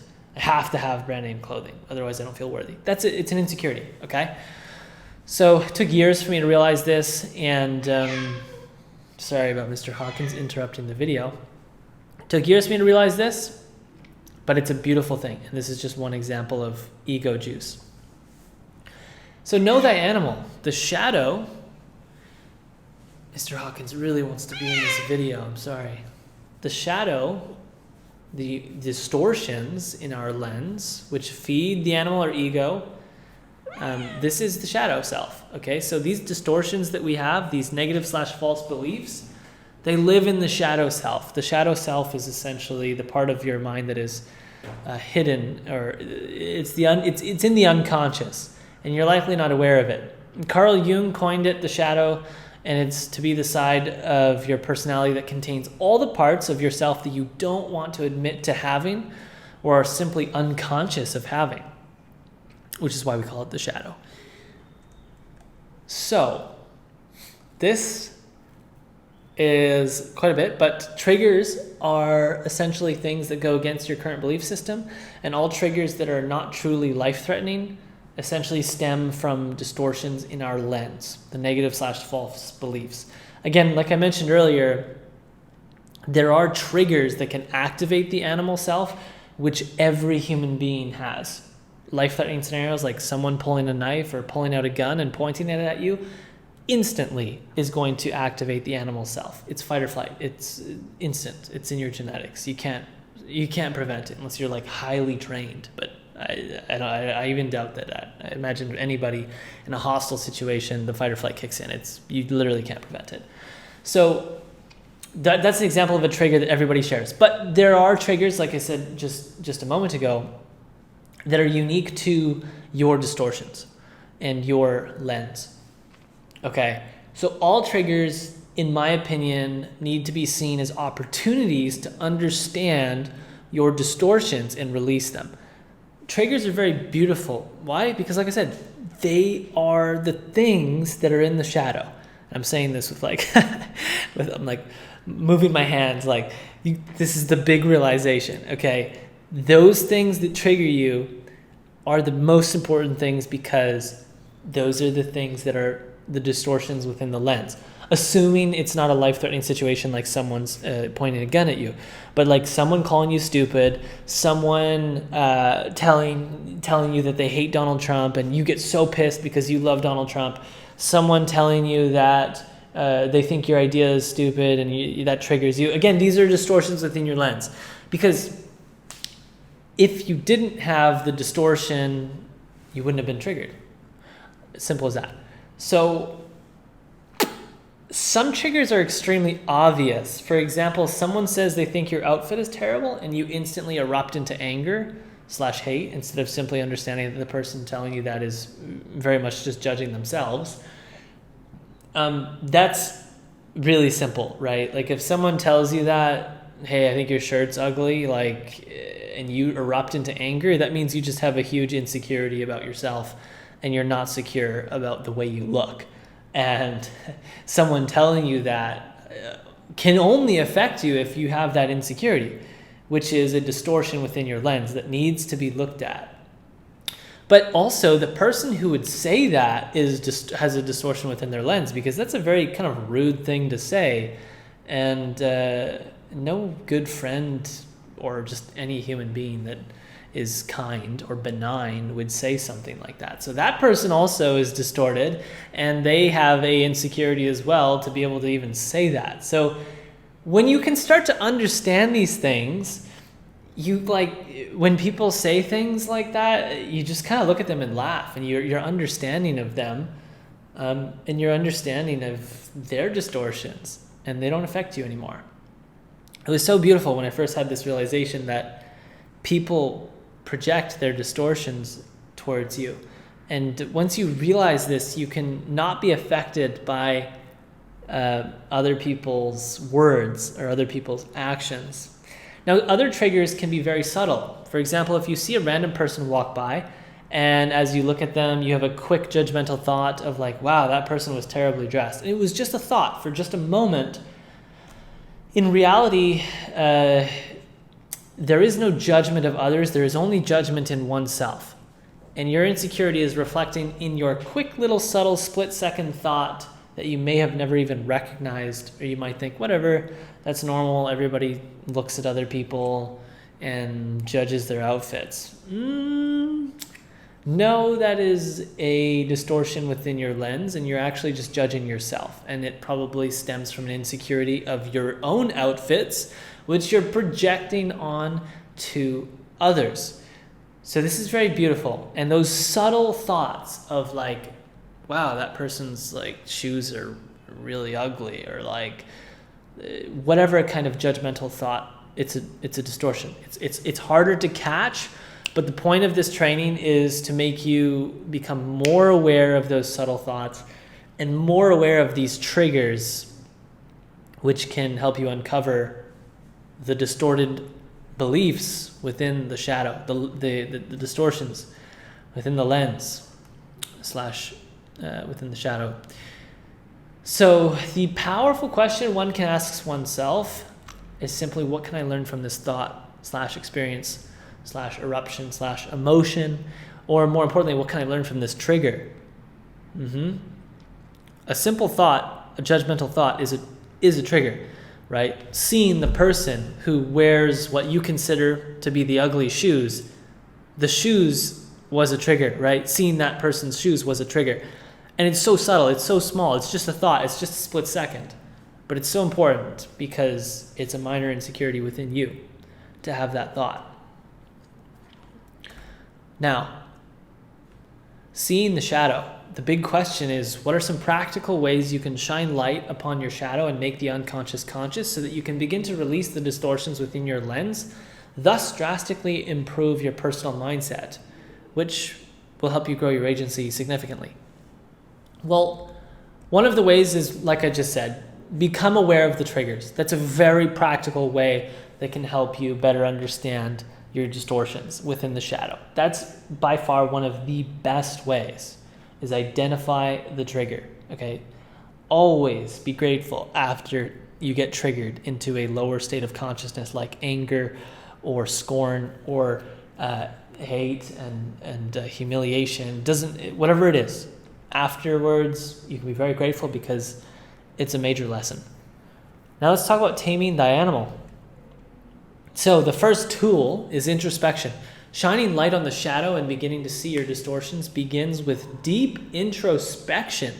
Ladies and gents, this process in itself may uncover some distortions in your lens, but the primary benefit is just a deeper understanding of yourself so that when triggers occur / distortions activate, you will be better prepared to understand the belief that caused the trigger. Because it's beliefs that cause triggers, okay? Things don't trigger you unless there's an underlying belief that is causing you to be triggered.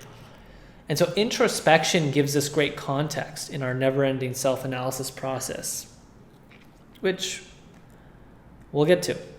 Now here's the introspection worksheet. This took a long time to build, but this is in the resource section of this module. Open it up, open it in Google Docs, and this is what it looks like. Now what you're going to do is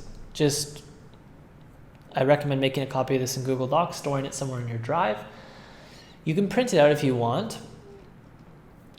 This is a worksheet that's designed to help you gain deep insight into how you've become the version of self that you are right now. And in going through this process, it will benefit you in the following ways, yada, yada, yada. It just walks you through how to go through this process. And it's a list of a lot of questions. And again, the primary benefit of answering these questions is to give you greater context into your current lens and your current belief systems and how you came about to who you are today. It is a lot of questions, and the deeper you answer, the better, because this is about knowing thyself, as Aristotle said. The beginning of all wisdom starts by knowing thyself. So this is an amazing, amazing worksheet. A very practical tool. And it's within the resource section, so we'll get to this towards the end of this module. Now let's talk about taming the animal, becoming the observer. I found that practicing being in an observer state Let me just make sure we're recording. This is a long module, but it is recording, so amazing.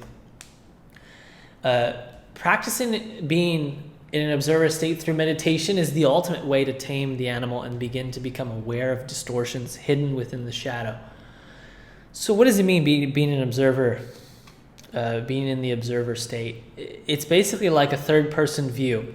So see the image below where you can see the guy sitting in the back of this helicopter or plane.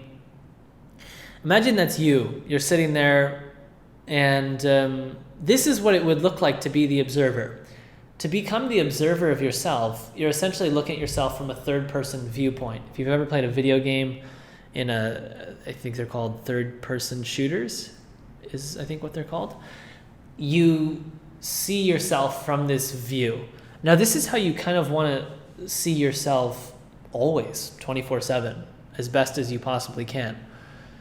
The higher self, you can consider the observer to be a version of self that has mastered understanding and forgiveness. The higher self, it's the observer / higher self, it's always able to see the context of every situation, not the content. And it never identifies with the body because it's not a body. And it's able to see any scenario with unconditional love. This is how I love to see the observer self. I like to see it truly as this higher self. You could consider it an angelic being, an infinite being that is able to see every situation from the lens point of understanding and forgiveness and unconditional love, which is extremely beneficial, not only for becoming a better leader within your agency and a better manager and a better person to work with and a better husband or wife or girlfriend or boyfriend or significant other partner or friend. It doesn't matter. It allows you to just become, in general, a master of unconditional love and forgiveness, which makes you so much more valuable. And it allows you to serve people so much more better than you could if you didn't have this skill.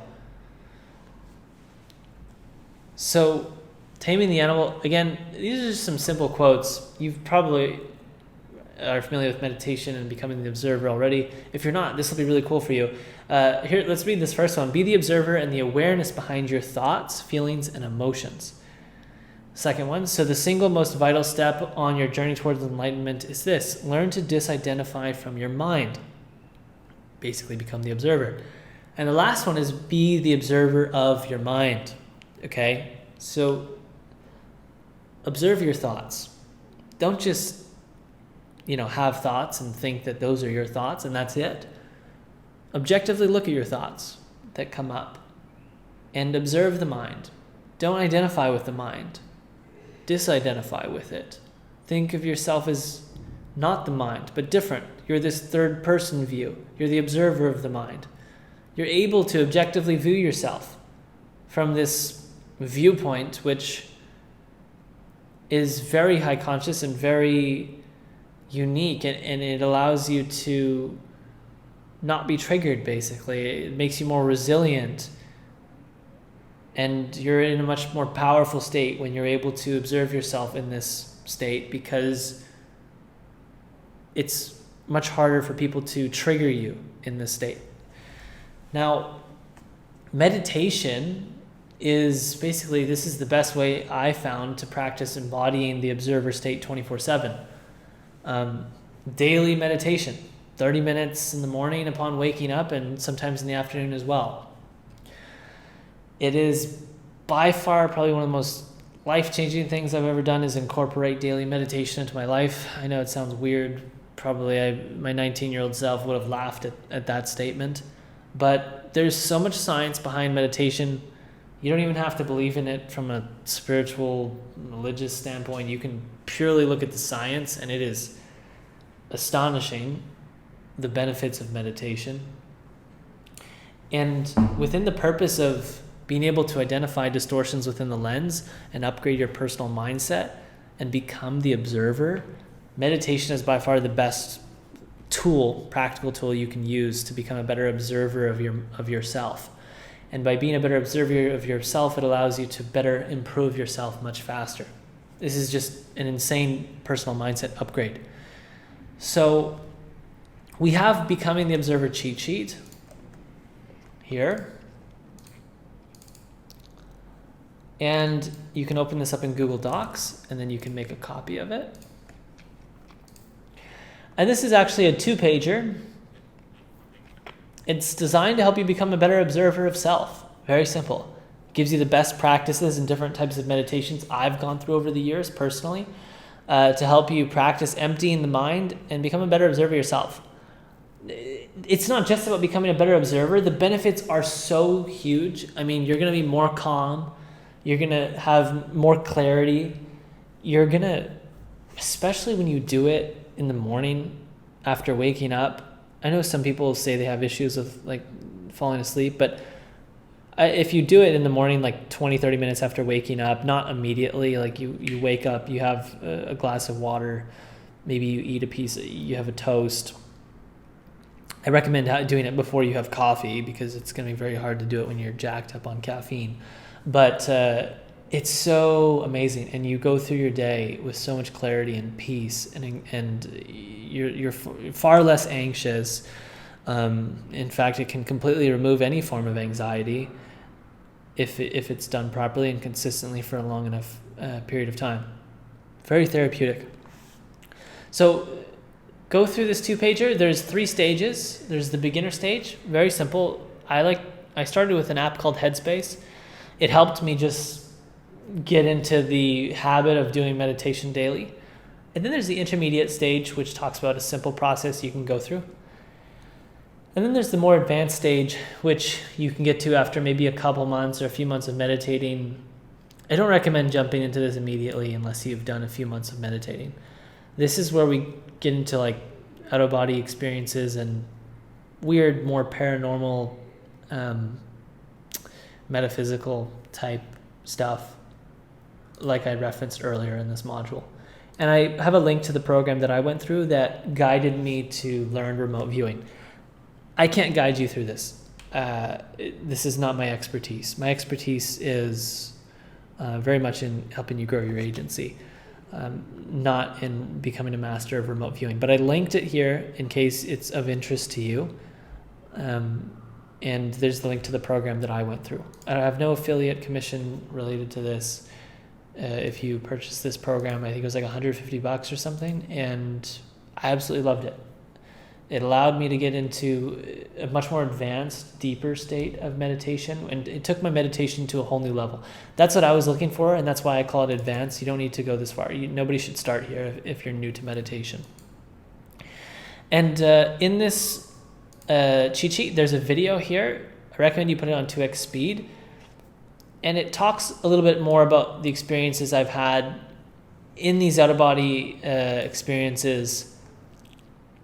And it's important that you listen to that prior to getting into this. And if you do get into this and you start having experiences, we can talk about them on the coaching calls, because it's good to have someone to talk to about this kind of stuff. Personally, I didn't have anyone to talk to.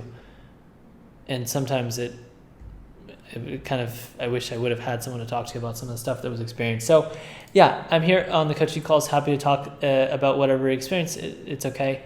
We can talk about it. And I recommend you don't start in the advanced level unless you've been meditating for at least 4 or 5 months consistently, almost daily, 6 days a week at least. That's it. So that's a great cheat sheet, which we'll get to in the action items at the end of this module. Let me take a sip of water here. Now, unconditional love. Wow. Those 2 words. I found that practicing unconditional love is by far one of the most powerful tools you can have in helping you tame the animal and release distortions in your lens.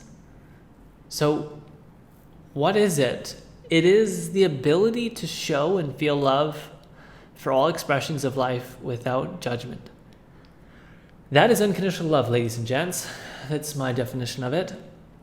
It's the judging antidote.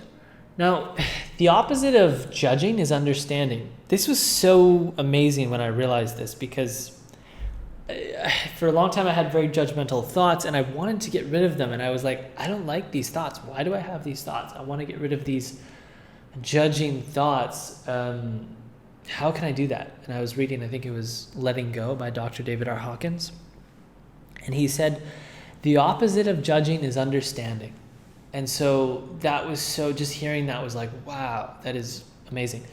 Because understanding, this was transcendental for me, because how else could someone feel love for someone like Adolf Hitler? I mean, the only way to do that is to be understanding of his distortions and his lens and how he got to be who he was. Because Adolf Hitler at one point was an innocent child. He was a boy. He was in school. He was 8 years old at some point. He was 9 years old. And he had no intentions of doing what he did when he was 9 years old. But somewhere along the way of him growing up, many experiences happened that led him to have very, very distorted, huge distortions within his lens. And so that's how you can become like unaffected by someone like Adolf Hitler, and actually feel love for someone like that and not hate, because you can be understanding of that person and see the situation, the context of how that person became into what they became. More on this later. So loving oneself, realize that at this very moment, you are perfect. Regardless of how many flaws you think you may have, you really should love yourself and all other expressions of life unconditionally. I don't know if that helps you realize this, but it sounds so cheesy, but you truly are perfect. It doesn't matter how many distortions you have. You are innately perfect right now in this very moment. That can be a hard thing to accept and a hard belief to accept. I don't expect everybody in this program to adopt that belief, but it was a beautiful realization and a beautiful belief to adopt that occurred through reading many books and through meditation and introspection and out-of-body experiences and many things. And it really put me at peace with myself when I started to believe this and realize it and see how essentially within every human is just, we're all one. And there is no you and me, and there's no real major differences. We are truly just all one. And that's really high level, and I'm kind of generalizing here, but love yourself and realize that you are perfect, and we can leave it at that. This is coming out of unconditional love, of course, not just yourself, but all expressions of life should be unconditionally loved. And we can do that through being understanding. Now, forgiveness, this is another trait. Having the humility and humbleness to forgive others and yourself in all scenarios is a crucial part of unconditional love. And it's easily made possible through the ability to be understanding regardless of how evil one may appear to be. So, a couple more things. Boundaries. Unconditional love does not mean that you allow toxic people to continuously enter your life and cause havoc. You must have the wisdom to set clear freaking boundaries and stand firm upon those boundaries. If you have a parent that is just extremely negative, and every time you talk to this parent, they're like, oh my God, did you hear about this in the news? Like, this is crazy. This person died. This person got shot and blah, blah, blah. Every time you talk to them, it's something negative. I don't really care if it's your parent, if it's your best friend, whoever it is. You need to remove that toxicity and tell that person that, hey, you know how every time we talk, you tell me about someone dying or some crazy, terrible accident happening in the news? If you keep doing that, I just can't talk to you. So I'm going to set a boundary. I'm going to ask that whenever we talk, you never talk about that stuff with me. I don't care if you talk about other people, but never talk about that kind of stuff with me. Okay? That's it. And if 2 weeks goes by and it happens again, then you can tell that person, if it's your mom, if it's your dad, if it's your friend, whoever it is, hey, Mom, remember when I told you that I don't want you to ever do this. You're crossing the boundary, okay? And if you do it again, I really am going to have to take some space from you, and I won't be able to talk to you for some time until you can realize that this is a very important boundary and you can't cross it. Hopefully the person will be respectful. If a week goes by and they keep doing it, then you're going to need to take space completely and just say, hey, look, I can't be talking to you. I'm going to need to take some space, maybe for a few months, maybe for like a year, until you're able to respect my boundaries, because you're negatively affecting my life and I just can't have this negativity in my life. And you're unable to respect my boundaries, so having a relationship with you is not in my highest and best interest. And you stand firm upon those boundaries, regardless of how close that person may be. That is truly unconditional love. You've told the person how you'd be able to have a relationship with them. You know, even if it's your mom or your dad. My girlfriend Nicole, she's in a similar situation to this. Exactly. That exact example is actually the exact example that she has experienced, and I've personally experienced it as well. And it is a tough thing to do, but it is the unconditionally loving thing to do. You don't just immediately, if someone says something, say, I can never talk to you again. That's a huge distortion, but you set a clear boundary. And you give them a couple chances if they cross the boundary, and you remind them about the boundary. But if they keep crossing the boundary, then you have to take space and separate from the relationship for some time until you feel it may be worth giving them another chance. Lastly, preferences. This is a simple one. There is no hate. There is simply preferences. Less preferable and more preferable. When you reach a higher state of consciousness, like love or unconditional love or joy, you start to look at things and realize that there isn't necessarily a hate or this is great and this is terrible. Instead of looking at things like that in extreme dualistic viewpoints, you kind of look at things that happen in life as, oh, that's more preferable and that's less preferable. So it's not like I hate this, I love that. It's just like, yeah, that's more preferable, and yeah, that's less preferable. It's a subtle shift, but generally speaking, within unconditional love, you have removed, not completely, but you've begun to remove duality, which we'll get to shortly. So let's do a quick exercise. Close your eyes right now, please. Eyes closed. Take a deep breath, and then breathe out. Eyes closed. And then open your eyes. Now, what is the first thing you felt or thought when you saw this photo? All right, don't lie to me. Can you feel love for this person? Was the first thought something loving, or was it something hateful, something negative? Was it a loving thought, or was it a hateful thought? Or was it something neutral? Anyways, can you feel love for this person?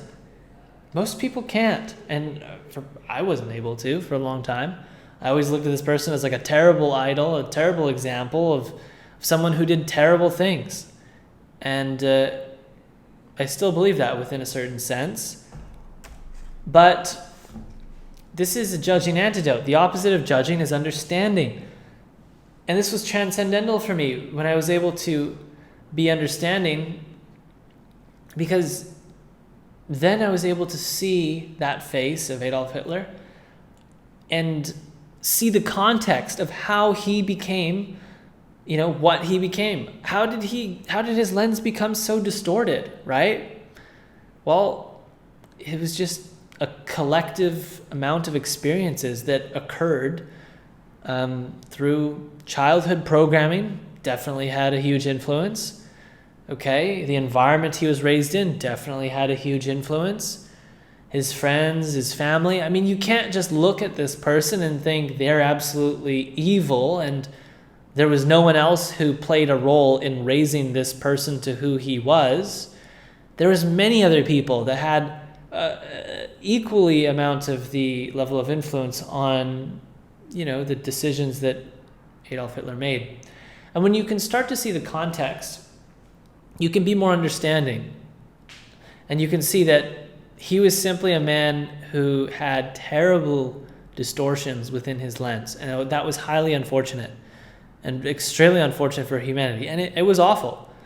But they were distortions within the lens, nothing more.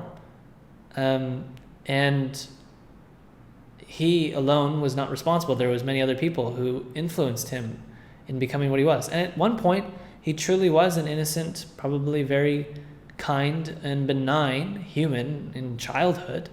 I mean, I'm sure when he was 8 years old, he had no intentions of doing what he did, maybe even 9 or 10. But at some point along the way, these distortions became huge. And unfortunately, he didn't have training like this that could help him prevent such crazy distortions.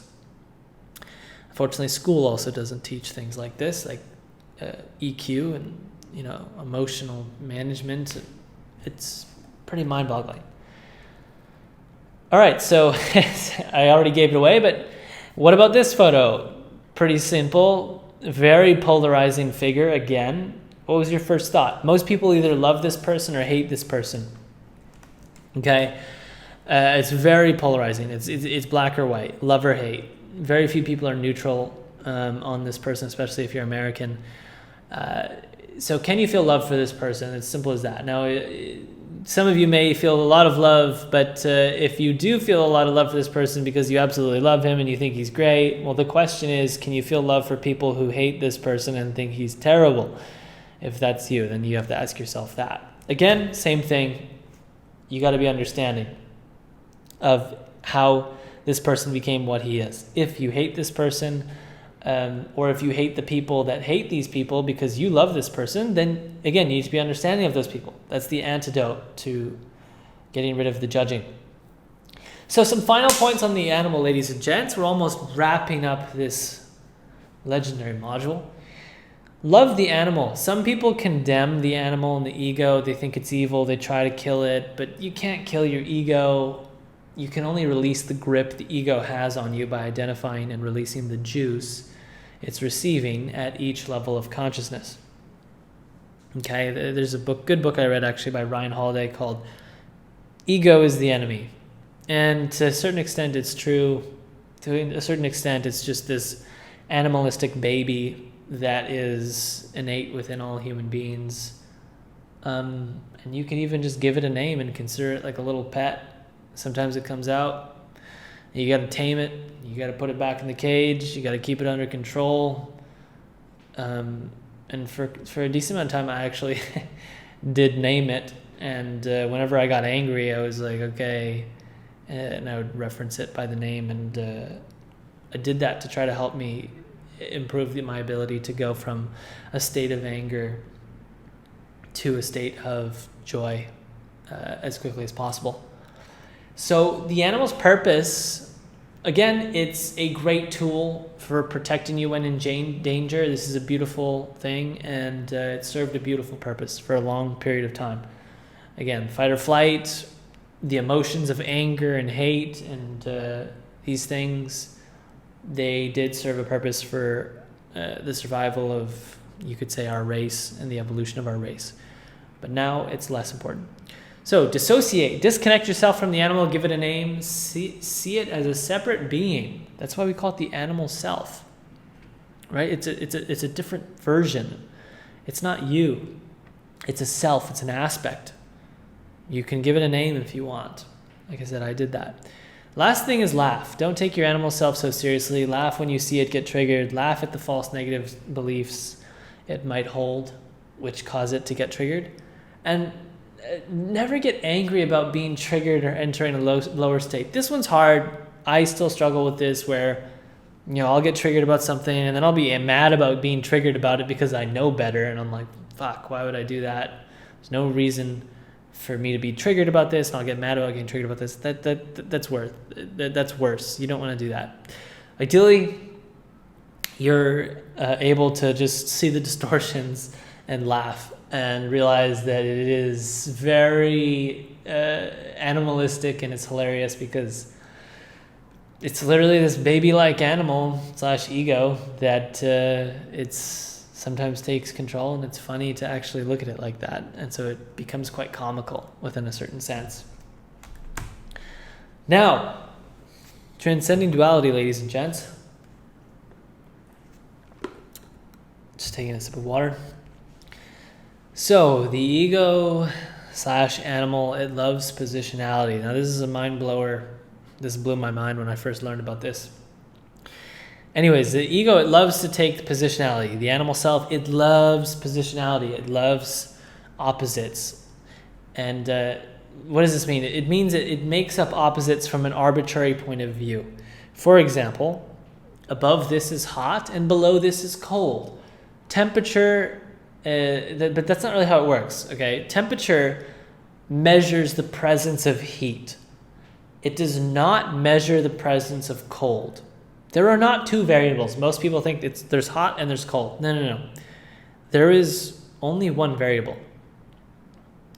And yet most people like to see things dualistically because it helps you understand concepts. It's easier to understand concepts when you look at hot and cold and you see things as black or white, hot, cold, rich, poor, healthy, unhealthy. Again, it's easy to view and understand things from a binary standpoint, a dualistic binary standpoint. But in reality, there is not two variables. There's no heat. There's not heat and cold because temperature measures the presence of heat. So if heat is present, if heat is present, we say it's hot. If it's not, we say it's cold. But cold is simply the absence of heat. There's no such thing as coldness as an independent variable to heat. Hopefully this is making sense. We measure the presence of heat. And we always measure in terms of the unbound, infinite thing. Let me give you a better example, okay? Same as if we measure someone who's 5 feet tall. We would never say this person is let me see how I can articulate this. Okay, imagine if we say someone who's 5 feet tall is short and someone who's 7 feet tall is tall. So you have this person on the left who's 7 feet tall. We would consider that person very tall. And the person on the right is only 5 feet tall, and we would consider that person short. But we still use the terms tall or height if we fill out a form. So whenever you're filling out a form, it always asks you, what's your height? How tall are you? No one ever asks you, what's your shortness? Think about it. No one says that. How short are you? It's never a question. It's not how we talk about height. It's always height. And think about it. You can easily measure height. But how in the world would you measure shortness? Where do you start? Do you start from the ceiling? Do you work your way down? Do you start from the floor? Do you stop when you hit the floor? Do you keep going until you hit the center of the earth? What I'm getting at here is you measure in terms of the unbounded thing. And when we're talking about height, there is only one way to go. There's up. And you don't go down. And you start from the ground, and that's 0. And so the unbounded thing is height, and so that's what we measure. If there's one variable, it's height. It's not height and shortness. It's simply height. We always measure in terms of height. And again, this is because we measure in terms of the unbounded thing. So you can measure length, but not shortness. You can measure height, but not shortness. You can measure the level of heat, but not coldness. Again, because cold is just the absence of heat. So when you say it's -20, that's just technically how hot it is. It's -20 outside Celsius. It's the absence of heat. And you can measure depth. You can't measure shallowness. We don't measure water in terms of shallowness. We measure in terms of the unbounded thing. We measure in terms of depth because depth is unbounded. It could go forever, but shallowness can't. Shallowness reaches a point of basically 0, and that's why we measure depth. You can measure weight, but you don't measure lightness. That doesn't make sense. We don't do that. We measure weight because weight is the unbounded thing. We don't say lightness. So I'm trying to break down duality here because people see things in a very dualistic mindset. But in reality, there is no hot and cold. There's only the absence of hot and hot itself. There's no such thing as shallow. There's just basically the absence of depth.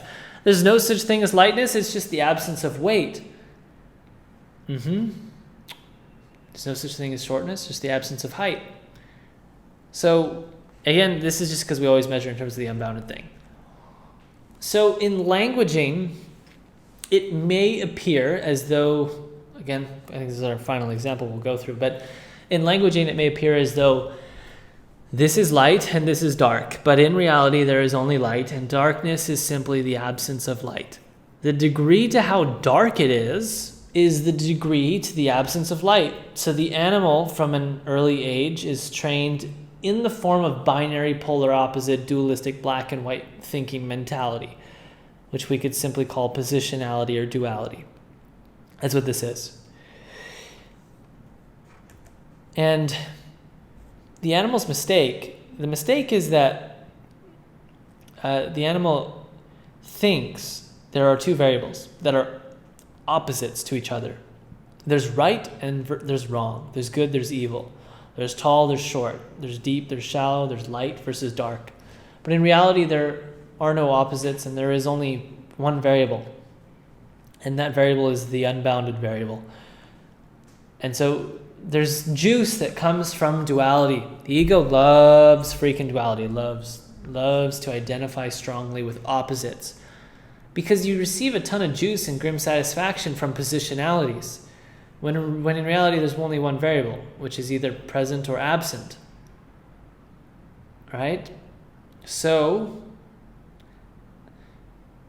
preferences, in releasing duality, you remove much distortion in your lens because it allows you to prefer something without hating something. So preferring goodness without hating the absence of it, which is badness. Let me give you a more practical example, because I think we're going down a bit of an abstract rabbit hole here.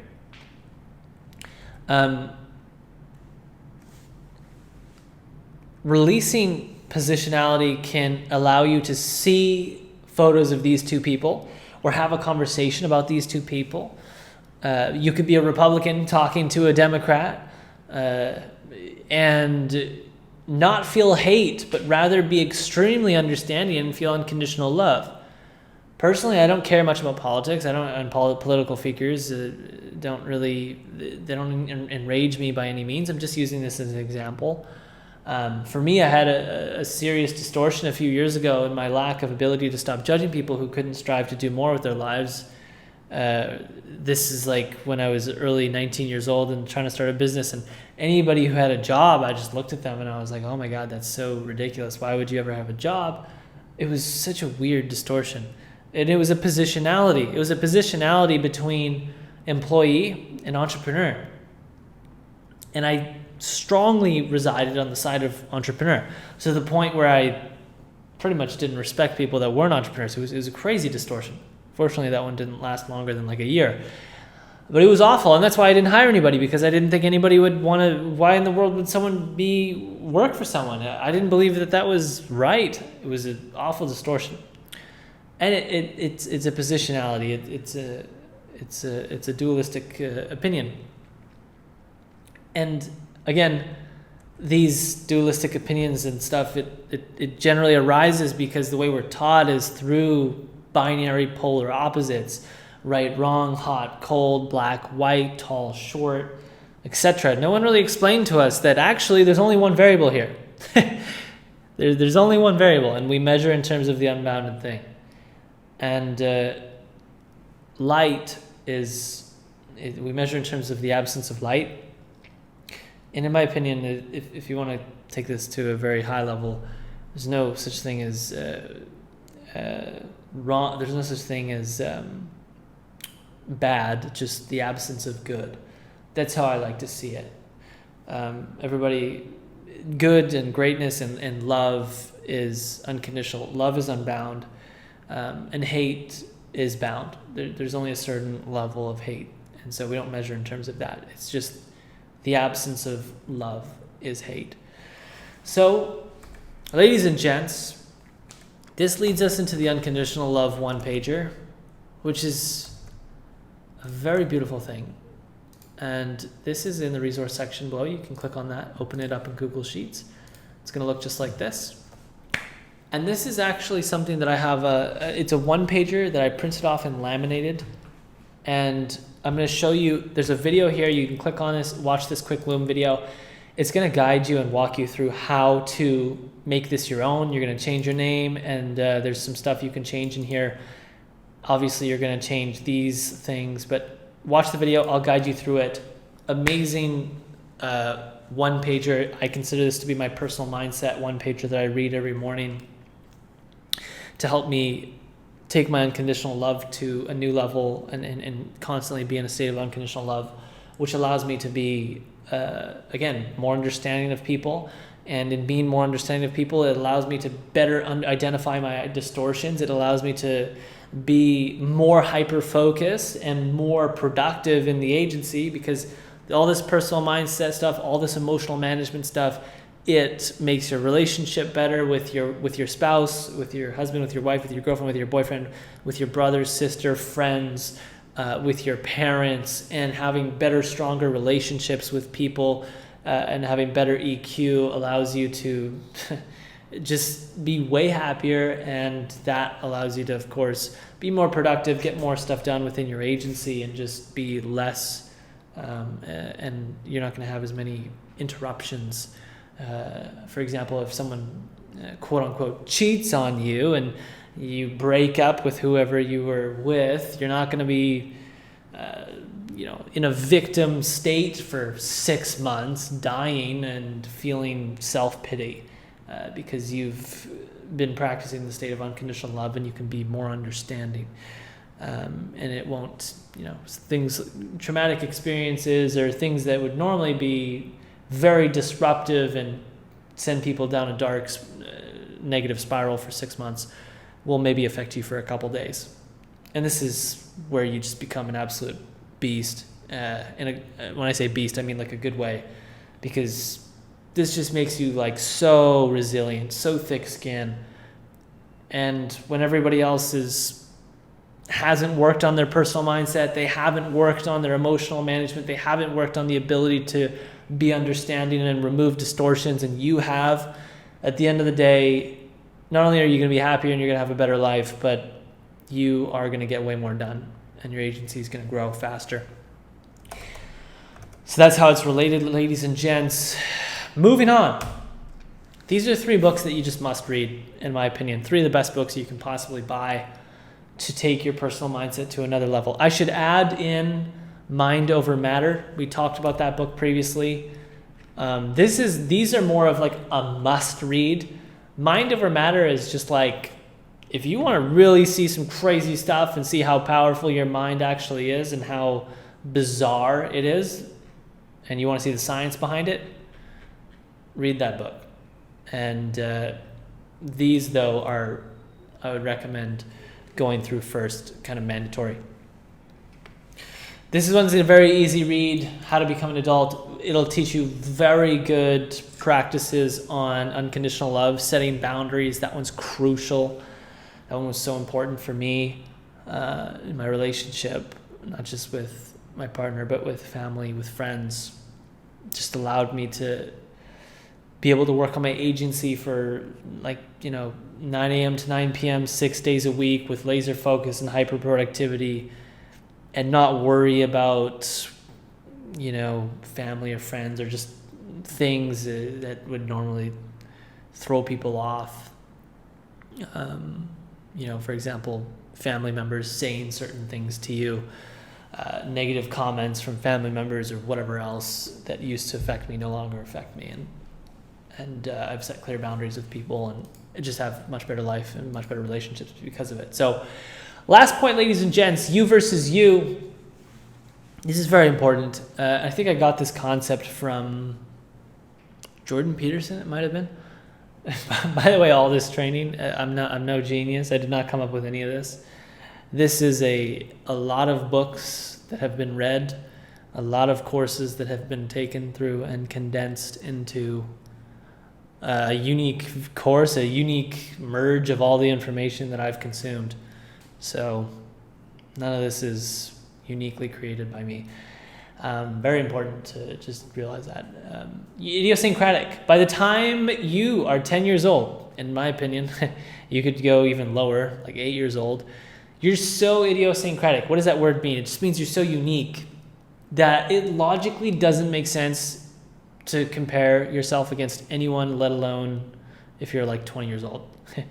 Even at 10 years old.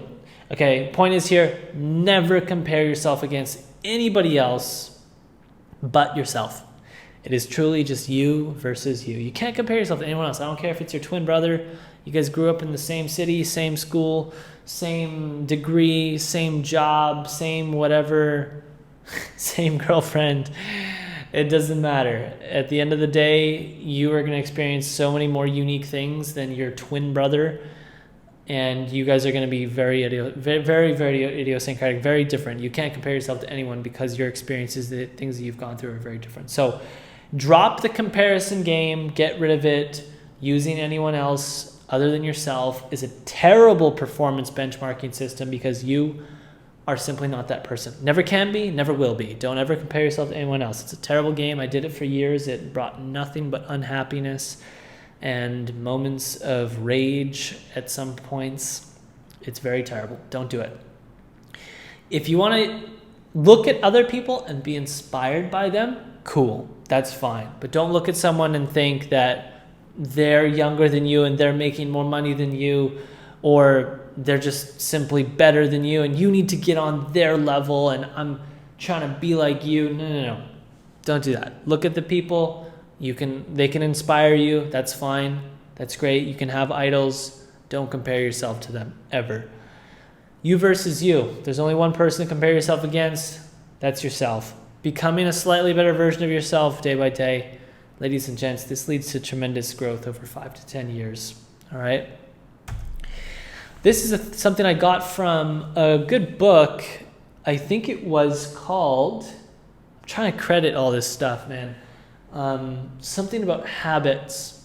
I'll try to see if I can remember it, but 1% better every day leads to you becoming 37.78 times better by the end of 1 year. How crazy is that? So compounding, just 1% better. Now, if you become 1% worse, you can also see the detrimental effects of that. Okay?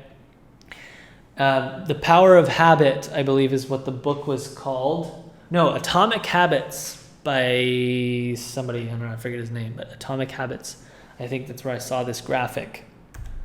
So, you versus you personal, personally, for me, my benchmarking system, I like to look at level of consciousness. It's a great objective way to measure your personal growth, you versus you. And you do it by utilizing muscle testing calibrations through a trained doctor / person who is trained in applied kinesiology, which can help you determine your, this doctor also needs to be familiar with the map of consciousness, specifically the Dr. Hawkins map of consciousness. And there's not a lot of doctors trained that they're familiar with this scale. I only know of one who actually retired, unfortunately, and I used to get calibrated by him. I have a friend who does it, and he trained with this doctor for years. But the point is that you can find trained people who can calibrate you parallel to the Hawkins scale of consciousness, and you can get this measured monthly, quarterly, annually, whatever you want. I'd recommend doing further research into Hawkins and his scale prior to doing something like this. Just start slow, read Letting Go, Map of Consciousness, Explained, Power versus Force. These are a few legendary books Hawkins has written, and this will get you more familiar with muscle testing. By no means do I recommend, this is not something you need to do. Okay, this is kind of like an advanced slide, and if you really resonate with Hawkins and his map of consciousness and his scale, you can go a step further by actually learning applied kinesiology, learning muscle testing, practicing muscle testing. There's ways you can do this. There's ways that you can learn it. And you can ask certain questions, like over the last 30 days, my level of consciousness parallel to the Hawkins scale of consciousness is between 400 to 500, and you can muscle test that and get a positive or negative, and you can get it down to the exact number. Again, you need to research into this.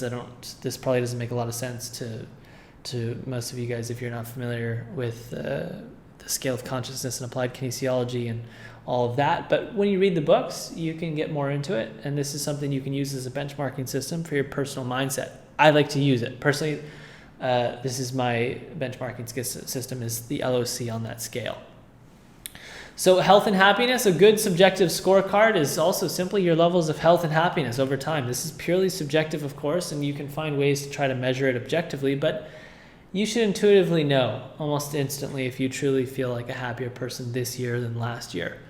It gets harder with shorter time frames. Like, was I happier today than I was yesterday? That's yeah, I don't like to compare shorter time frames. I like to look at like years personally.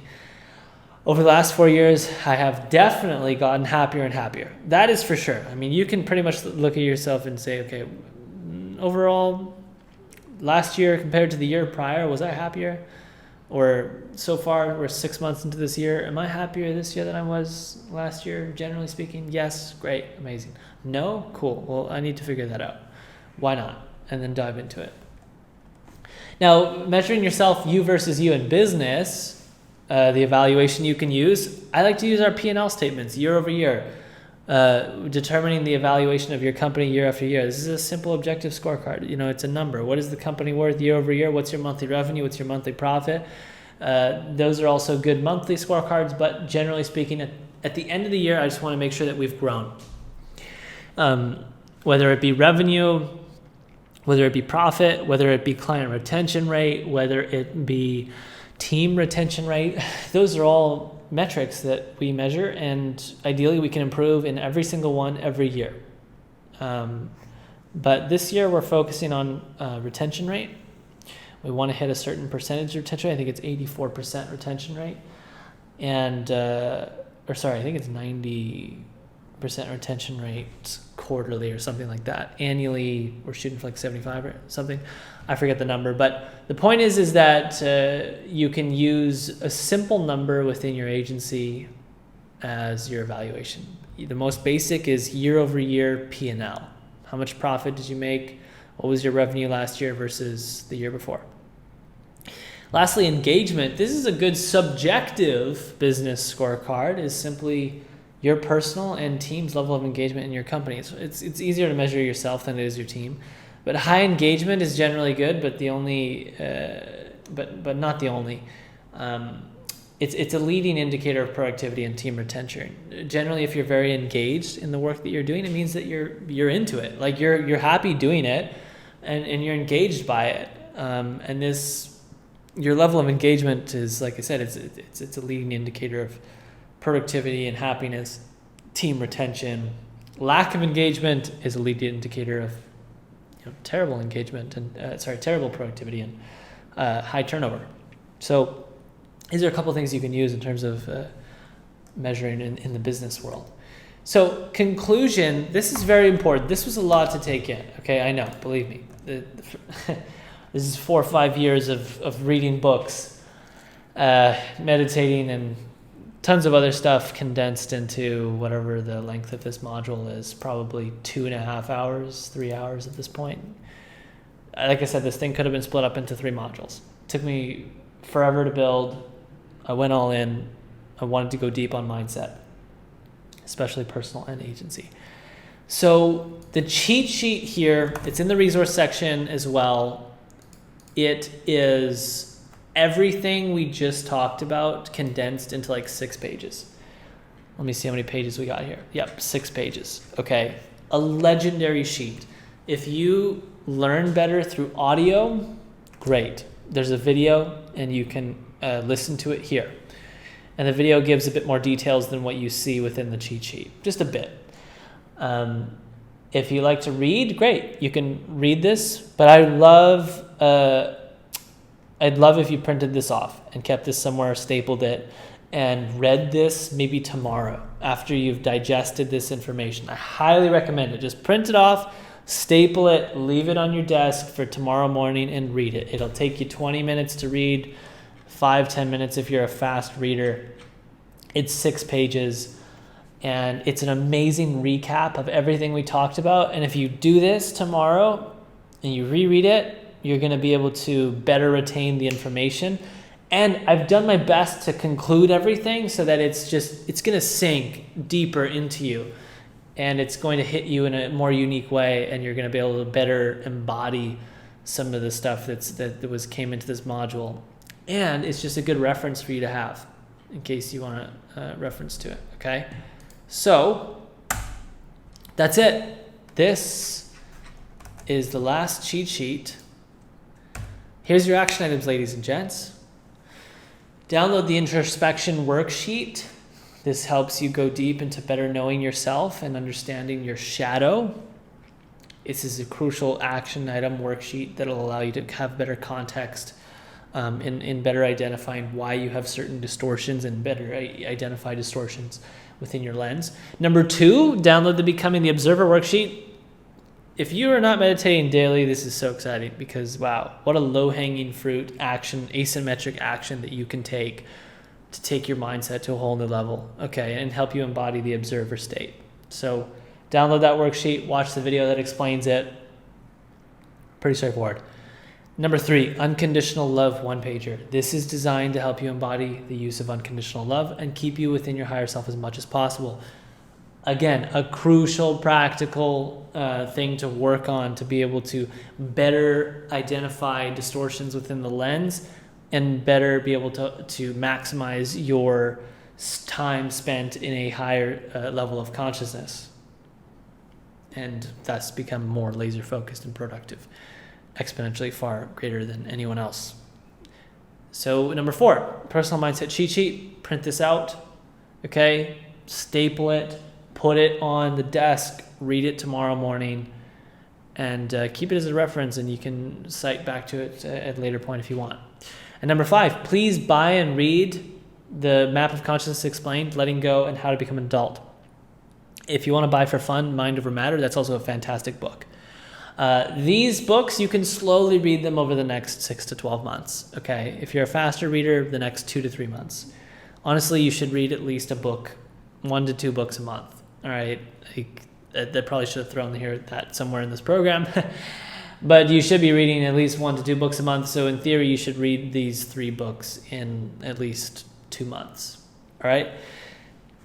Now let's get to work. Thank you, ladies and gents, for your time. This was an absolute pleasure. I'm so excited to finish this module, and I hope that it is as helpful as it is for you as it's been for me over the last 5 years of accumulating this information. Thank you so much. Much love. Let me know if you have any questions. Hop on one of the coaching calls or post in the group. Thank you guys. Ciao. I hope you enjoyed this module, and if you did, you're going to absolutely love Satori. So if that's of interest to you, in the description of this video, there's some links in which you can go to subscribe to either the YouTube channel, the email list, the Instagram page. All of it is empty and blank right now, but it may not be by the time you click those links and subscribe. So much love. I hope you enjoyed this module. There's more modules coming. Have fun. Love you. Bye.